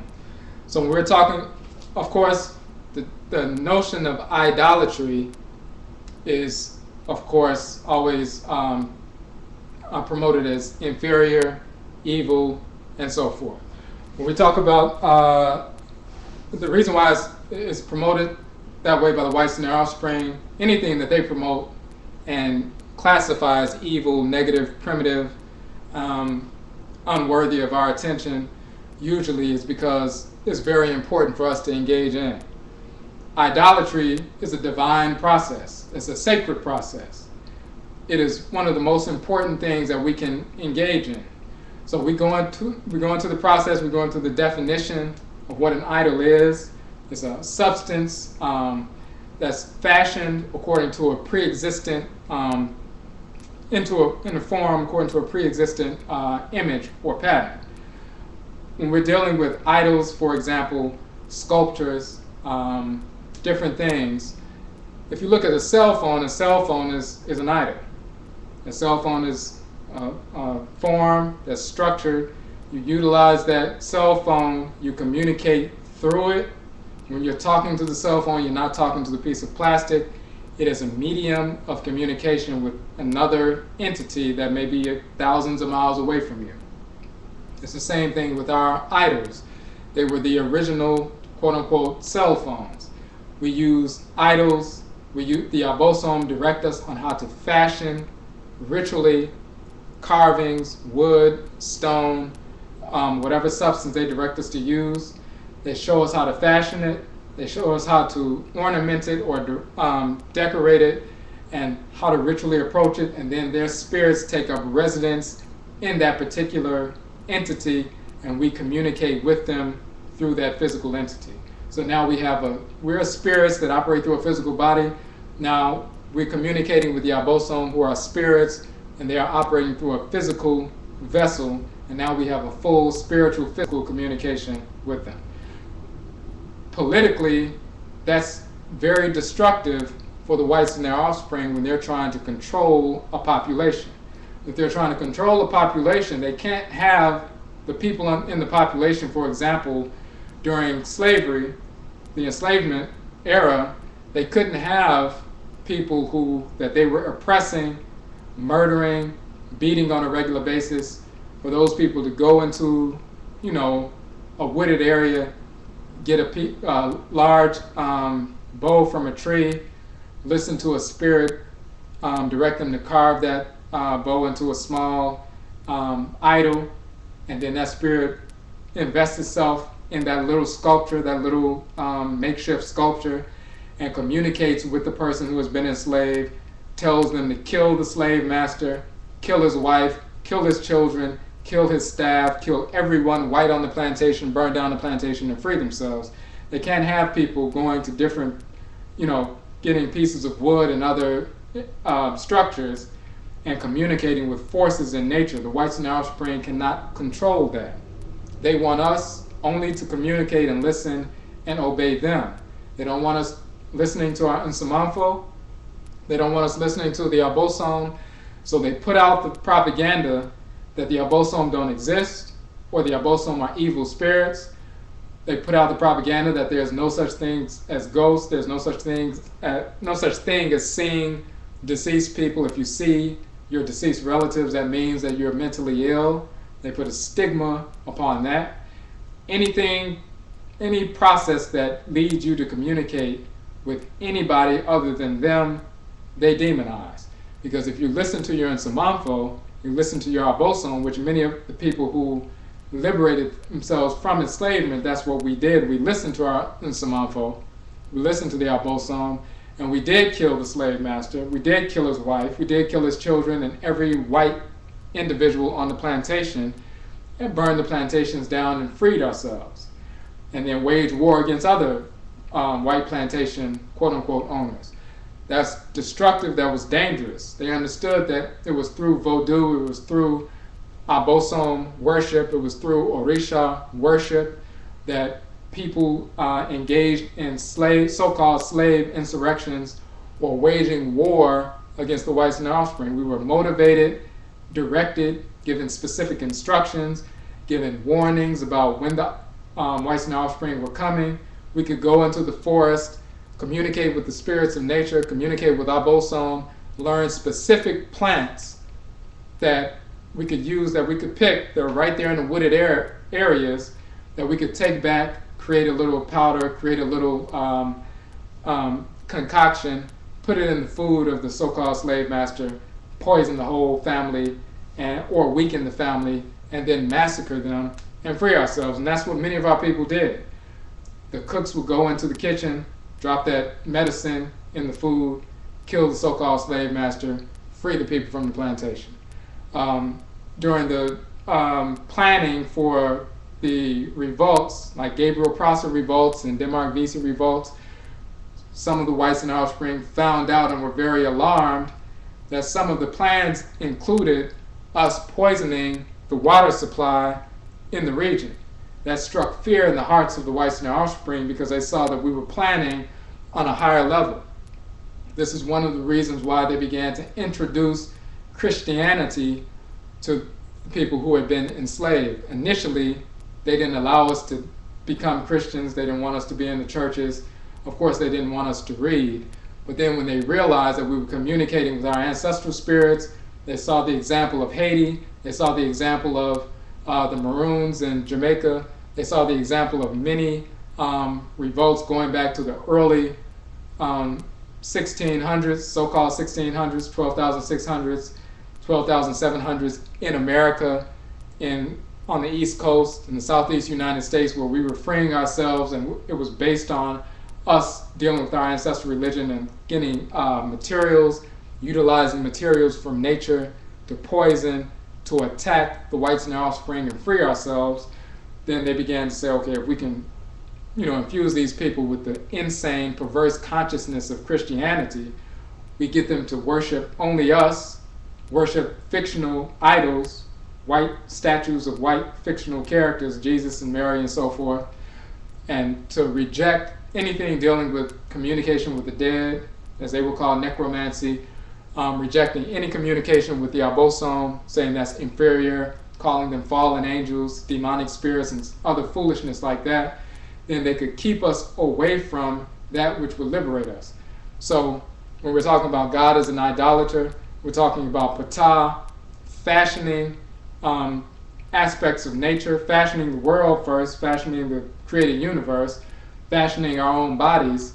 Our bodies are forms created and fashioned by the Supreme Being under the Supreme Being directing Ptah to fashion our forms according to a pre-existent pattern or image. So our bodies are actually idols. Again, our bodies are Abosom Fie. They are temples. They are shrines for the Abosom, shrines for, of course, the Nananom and Nsamanfo. So we are idols ourselves. So for a black person to say idolatry is evil, that's insane, because you're an idol yourself. You're an idol of the Supreme Being. Ra and Riot's energy moves through you as a physical form that was fashioned according to a pre-existent pattern in the spirit realm by the Supreme Being, under the direction of the Supreme Being. So you're an idol. So if you want to destroy idols, that means you want to destroy yourself. The idea of idolatry being eradicated is a political move by the whites and their offspring to attack ancestral religion and get us to worship the whites and their offspring. That's all it is. And any denigration of any aspect of our culture always has the same purpose, though, the same reason. Primarily, their goal is to keep us worshiping and obeying them and never listening to our own people, to our own cry, whether it's the Abosom that dwells with us or the Abosom in nature. Anything, anybody that keeps us away from communicating with them or listening to them or obeying the whites and their offspring, they must denigrate or they will not have control. That's their only means of control. And it's been effective over the past 100 years. They've been trying to do that for hundreds of years, but it typically was not effective. It only became effective during the last 100 plus years at the end of the enslavement process, when they began to push Christianity very hard, when they were able to invade West Africa. They have been there for hundreds of years, but they were not able to dominate most of West Africa for hundreds of years. They got there in the so-called 1400s. They didn't begin to dominate any part of West Africa really into the late 1800s. And that was because we were engaged in wars, civil wars very often. Internally, our groups against one another, and the whites and their offspring took advantage of the fact that we were waging a war against each other. And we've talked about that process before. But that's when they began to introduce Christianity, and other forms of Islam and different things, and began to catch on in the last 100 plus years. But now people are starting to re-embrace their culture. They're beginning to reject Islam, reject Christianity, reject some of these resurgent foolish practices like Rastafarianism, Hinduism, different forms of Buddhism that the whites and their offspring are trying to introduce, pseudo-New Age spirituality that they're trying to introduce into West Africa and different parts of the continent and so forth. So again, when we talk about idolatry, that's the basis of that piece. Hold on one second.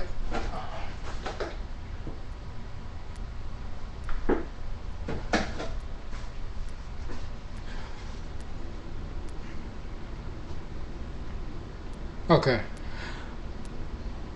Okay, the first, the question dealing with, brother had a question, why was the piece called Mesura, Odumankuma? Okay, so you'll notice each section of the UBEN-HYENG has it's a title for the section. One part of the title is from ancient Kemet and Khanit. One portion is from the Akhan language. Mesu Ra is talking about the birth of Ra. In Coptic, you'll see Mesore, but Mesu Ra is the birth of Ra. So that's the beginning section. And then you also have Odumankuma, and Odumankuma we have an article about that. Odumankuma is talking about Atem Kepra. That's the title of Atem Kepra in ancient Kemet. So in Akhan is Odumankuma. In Kemet is Atem Kepra or Atem Kopa, which became Odumankuma, and Odumankuma in Akhan. So Mesu Ra is the birth of Ra. Sometimes it's dealing with the summer solstice or the beginnings of a process. And then, of course, Atem Kepra. Atem, when you read the book of knowing the manifestations of Ra, it's talking about Atem, as well as Usaset, the wife of Atem, and how Atem begins to create in the world. They give birth to Shu and Tefnut, and Shu and Tefnut give birth to Geb and Nut, or the earth and the sky, and Geb and Nut give birth to Asar, Aset, Set, and Nebuchadnezzar. And that's talking about the creative process at the beginning of the formation of the planet Earth. So we're talking about formative practices here. So we're dealing with Mesu Ra, the beginning, and then Odumankuma, the divinity who starts forming the divinities who will give form to the Earth Mother. Okay, so any other questions on that? Okay, what I think I'm going to do is we're going to have a part 2 to this, because we're not going to be able to get through all of the pieces. We got through about half of them, but we're not going to be able to get through every one in this particular session, or else it would take like 4 hours. So we'll do part 2 next week.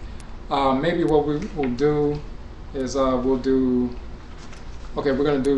make the last one the piece on God structures the great economy through world make offerings, and then that's basically one half of the text, and then we'll do the other half in the next presentation. So if you flip to that section, God structures the great economy through world make offerings. Okay, first we're talking about economics as a system of designed to allocate resources in a harmonious and equitable fashion. So we talk about the resources, of course, of the Earth Mother, but then what are your resources internally, spiritually? So your configuration of vibrations, the specific configuration of vibrations that make up your spirit body, the Abosom that govern your patrilineage or patricircle, your matrilineage or your matricircle, the Abosom that governs your Kra, and of course you can get this information in our book on the Kra, but that configuration of forces that combine to create you, that is those are your resources. Now, we have the life force energy of Ra and Ra'et moving through us, illuminating or lighting up that configuration of energy that we have that's constantly emanating from us. Now, sometimes we are not able to meet a certain instance or a certain circumstance with the required energy or consciousness necessary to harmonize our thoughts, intentions, and actions with order. We may be polarized in a certain aspect of our consciousness or a certain aspect of our energy, and we haven't learned to balance ourselves yet. And the way we bring balance to ourselves, if we need a certain kind of energy from a certain divinity, then we make an offering and stimulate the energy of a certain Abosom so we can replenish our energy and bring balance to ourselves. So that's the basis of this particular text. We give an example of, it says, in an agrarian setting of a communal society, the farmer who grows yams predominantly will barter with the farmer who predominantly grows beans. When the transaction is complete, both have yams and beans, a balance has been achieved. Then we say, where is your balance? This is what the Nsamanfo are asking. If all phases of creative power dwell within your being, you must fully awaken each phase within the law of cycles in order to achieve true balance and equilibrium, union with the creative principle, God is God, Inyame wa Inyame, which means aligning with your cry. You must awaken all aspects of the Abosom who govern you. Your matrilineal Abosom that comes from your mother's side, patrilineal Abosom that comes from your father's side, the Kradim Bosom that governs your cry. You must awaken the energy of these various Abosom in order to be balanced, in order to establish equilibrium so that you can live in harmony with divine order. That's the goal, in order to execute your function in the world harmoniously. Then the question is asked, have you the ability to awaken these dormant faculties within you immediately? It is something to be achieved, yet until you realize this goal, how do you live in harmony with divine law, meet every situation with the required spiritual power, if many of the powers you need to harmonize with the law are not yet awakened? Does Goddess have a divine barter system? Now we're talking about Ma'at as Goddess in this particular instance. So you have, say if you're Akhan, you have on your patrilineal side the Abosom Afram. On the matrilineal side, you come from the Abusia, the Asona Abusia, and then your Kradim Bosom is Benai. So you invoke Benai on a regular basis. You invoke the Asona Abusia Bosom on a regular basis. You're not always in harmony with your patrilineal Abosom, Nana Afram. There's a situation that arises that needs that fiery energy of Nana Afram in order for you to move through that particular circumstance or situation in harmony with divine order without creating disorder in your life in the process. Maybe you need to engage in a process to heal a certain aspect of your body, or help to heal somebody in your family. You haven't awakened that energy within yourself. You haven't developed that within yourself. How do you meet that situation at the moment, even though you haven't fully awakened that aspect of your being? How do you still meet the situation in harmony with order without creating disorder in the process? So we engage in a process where we give offerings to stimulate or provoke the energy of the Abosom, so that energy can be transmitted to us, so that we can engage whatever situation or circumstance necessary, bring balance to that situation until we can develop that aspect of our being on our own, until we can fully develop that relationship with Nana Afram, where we can use our own cry to stimulate that force within us and generate that energy and use it to heal, use it to overcome some obstacle on our own. What if we can't do that at the moment because we haven't been engaged in that process, but we do need to overcome a certain obstacle? Then there's a barter system established in creation, in Abade, in the universe, where we can harmonize with Ma'ah, harmonize with Ma'at. We can use the resources, the energy of an Abosom through offering, through provoking the energy of the Abosom through offering. Sometimes if you're fully awakened, you can utilize your own She and Shebiya, your force of compulsion, to provoke the energy of the Abosom. Once the energy is awakened, then you can utilize it to bring balance to a situation. If you haven't fully awakened that faculty, but you are still faced with the situation, how do you bring balance to the situation? Unless you call on somebody else to do so, if there's nobody to call on, you don't have time for that, or you just don't want to engage in that because you want to engage in this process on your own, if you don't have the capacity on your own to invoke this force in nature to generate that energy, to utilize it and bring balance to a situation, then you can give offerings ritually to an Abosom to provoke the energy of the Abosom. Once it is released, then you can utilize that to bring balance to a situation. So that's the allocation of resources. That's spiritual economics. That's the equitable allocation of resources in a harmonious manner where energy is redistributed in a harmonious fashion to maintain stability in the created world, to maintain stability in the Akhamuman or mind or nation. So that's what this piece is talking about. At the end it says, should you not make offerings then to the ancestral spirits to erase a temporary deficit in your own understanding, which at the same time engenders a purified environment for them to reincarnate into? Is this not barter, exchange, and harmony with law? Should you not make offerings to the deities that their energy may be aroused, enabling you to recognize and reallocate, utilize it to overcome some temporary imbalance, physical or spiritual? Is this not a proper allocation of resources? Who speaks against the offering?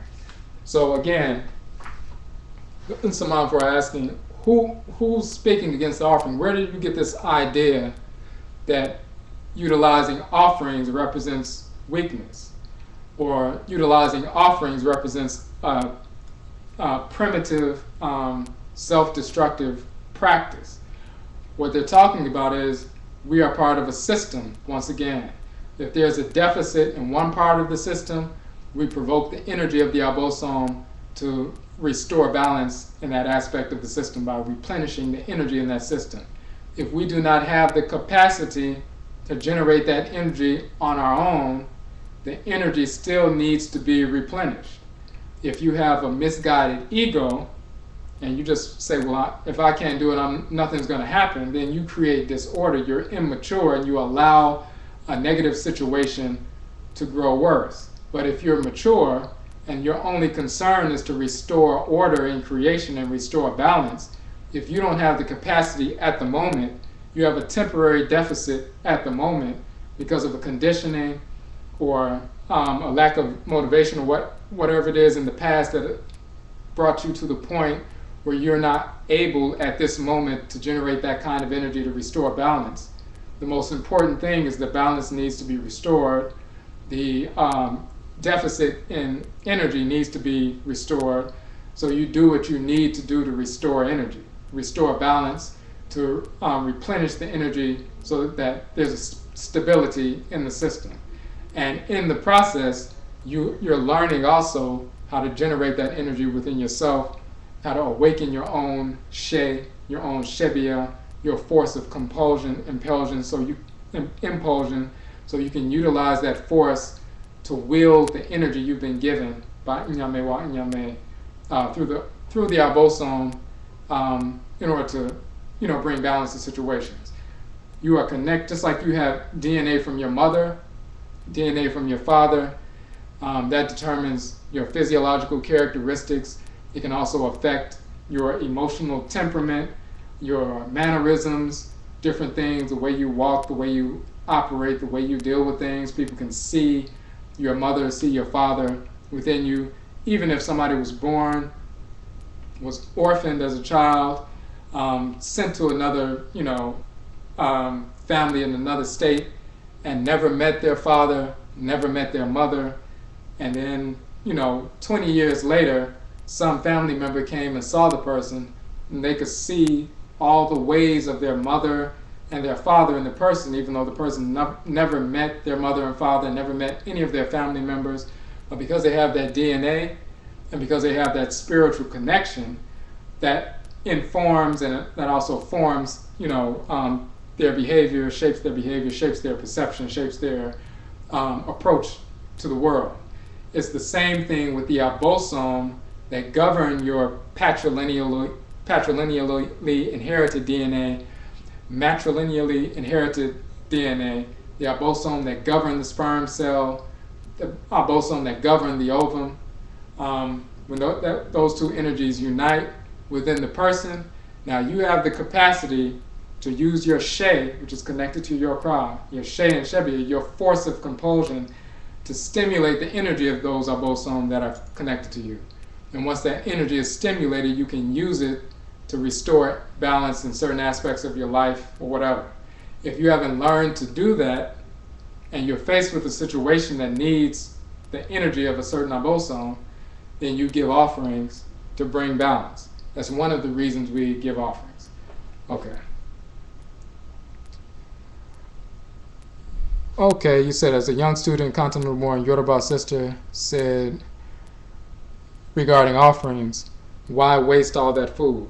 Okay, and again, that's just the person is lacking in understanding of the culture. Giving the food also, like giving food for ancestral spirits, it's no different than if physiologically you need food to sustain yourself. You sustain yourself, then you can think properly, you can attune to what your function in the world is. When you're part of your function in the world is, of course, you're engaging in certain behaviors. You're a cell within the great divine body of Inyame wa Inyame.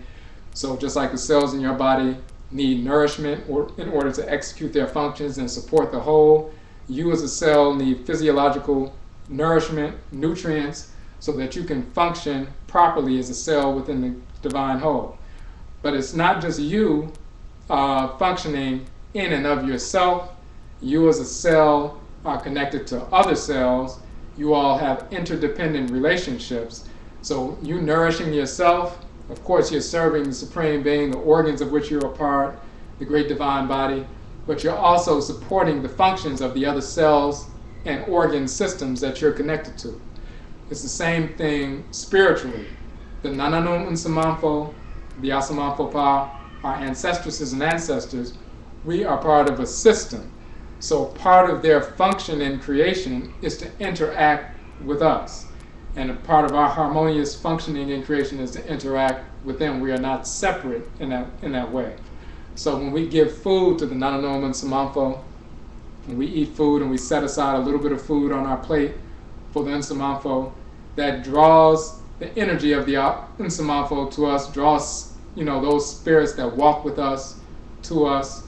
They give us wisdom. If we're communicating with someone, communicating with our children, communicating with someone else, and we're about to make, philosophically false statements, immature statements that will lead that person or people in another direction intellectually and may propel them to engage in misguided behavior based on their trust of what we're saying. Nsamanfo, when they're close to us, can stop us from giving out misguided, misinformed, unwise information, and in the moment stop those false, ideas, and infuse us with some real wisdom, with some real information. You'll notice people who are guided by the Nsamanfo, even if they don't know specific details about certain things, the Nsamanfo will stop them or stop you from saying something that's totally inaccurate. Even if you don't know the reason why, they will stop you from that process. People who are not listening to the Nsamanfo, who claim to be philosophical or intellectual or spiritual or whatever, they will repeat anything that somebody else told them that sounds deep or they've been conditioned to, embrace or like. They'll be talking about aliens and extraterrestrials and smoking weed and all kinds of foolishness associated with spirituality. But because they have no connection to their Nsamanfo or their Nananom Nsamanfo, when the Nsamanfo try to stop them from repeating foolishness that they heard on YouTube or heard on some DVD or read in some misguided book, even though they may not know the details, if you're listening to your Nsamanfo will stop you and say, no, don't repeat that.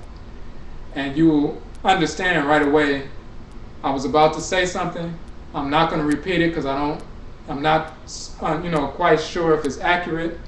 I'll have to do some more research on that. And you will never repeat misinformation if you're listening to your Nsamanfo. You may not know the details about why it's inaccurate, but at least you will never repeat misinformation. If you don't repeat misinformation, You will not negatively influence those who are connected to you. It's the same thing with your cells. If they receive perverse nutrients, so-called nutrients from other cells that are cancerous cells or wayward bacteria, if they don't filter that, then they will pass some of that perversity of that filth onto other cells, and the next thing you know, the body is becoming diseased. The Nsamanfo have a way of stimulating your spiritual immune system, or help supporting your spiritual immune function, so you don't pass on misinformation, because misinformation, once it gets into the head of another person, it transforms into energy, and it guides their behavior, and it propels them to move and act and engage in behavior. And once you engage in behavior, you're projecting emanations, you're influencing other entities, other individuals, and then you're engaging in a process where if it's misinformation, it transforms into disordered behavior, and now you're creating disorder in creation, and that's not what we're here for. So when you give food to the Nsamanfo, they can stop you from engaging in misinformation or disseminating misinformation, and that cuts off the possibility of somebody taking that information, engaging in misguided behavior based on the information, and creating disorder in the creative world in the process, just by giving food. It's a way to help maintain order, maintain the expression of order, law, which is ma'an ma'at, in creation, just through offering. Okay, so we're going to stop right here. We're going to, in the next broadcast, we're going to go through the second half of the UBEN-HYENG. If you have any questions, just hit us up on either Facebook or our website. Send us some questions, information, or whatever you need. The UBEN-HYENG book, of course, is a free download. We don't have the soft cover version yet. We will be producing a soft cover version soon. If you would like to, we mentioned the Okra book, so let me give you that link for those who don't have it.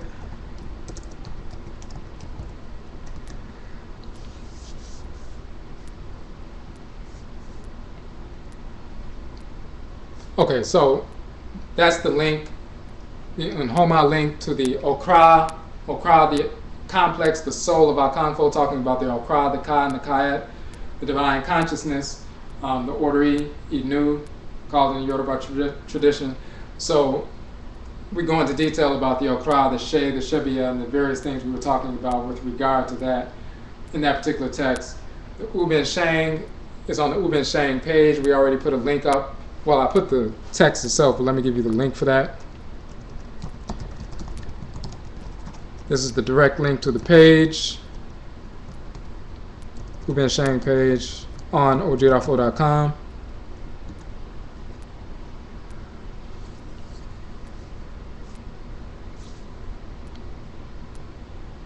Okay, so that's where you go to download the book, or you send other people to download the book.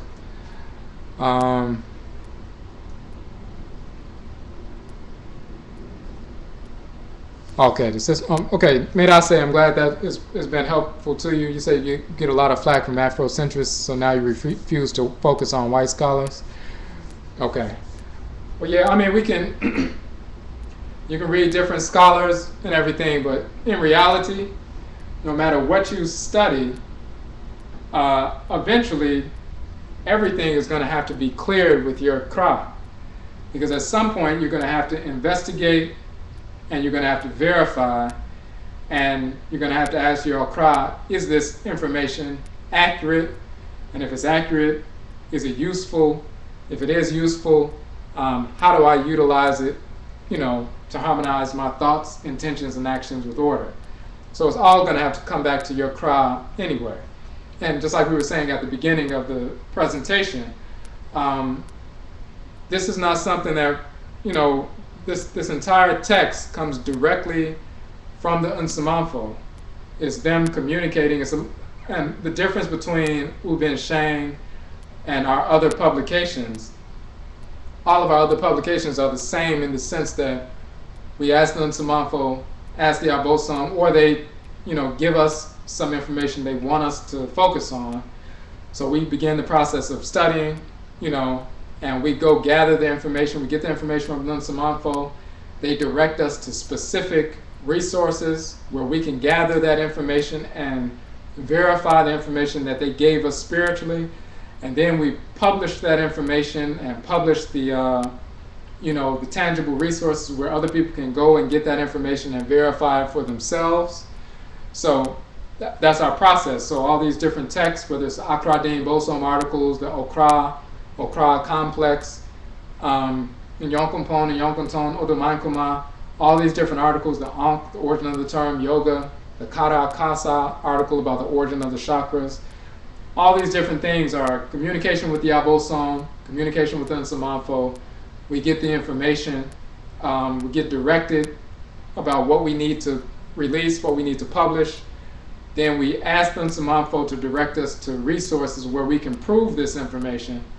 They can show us information in the texts of ancient Kemet that prove it, as well as in the living cultures of ancient Khanit and Kemet, which is the Akhan culture, Yoruba culture, Igbo culture, and the various cultures in Afuraka. So we have ancient sources and then contemporary sources that prove the information that the Nsamanfo gave us. Then we can publish the information and so forth. The very first publication we did was the UBEN-HYENG, and this is just information they gave us.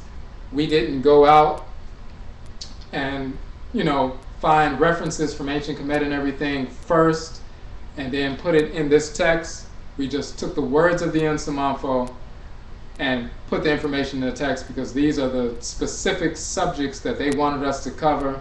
They gave us the specific examples that you find in the text, and again, they gave us the titles and so forth, and we put it out, and over time, we were able to gather the information that verified everything in the text. Of course, it was all accurate, but this represents Black people in America.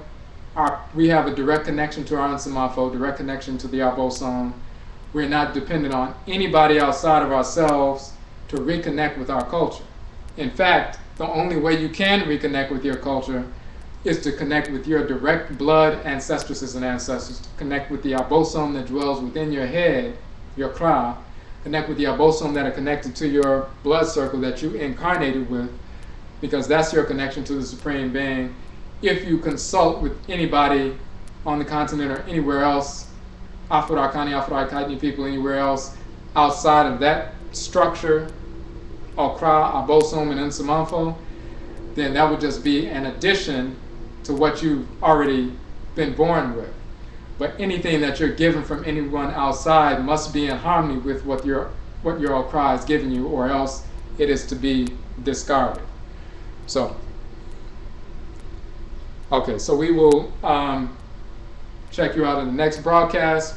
If you want to, even the UBEN-HYENG text is free, so feel free to send that information out to your email list so people can download the text and start studying, whether they come check out the broadcast or not, just getting the information out.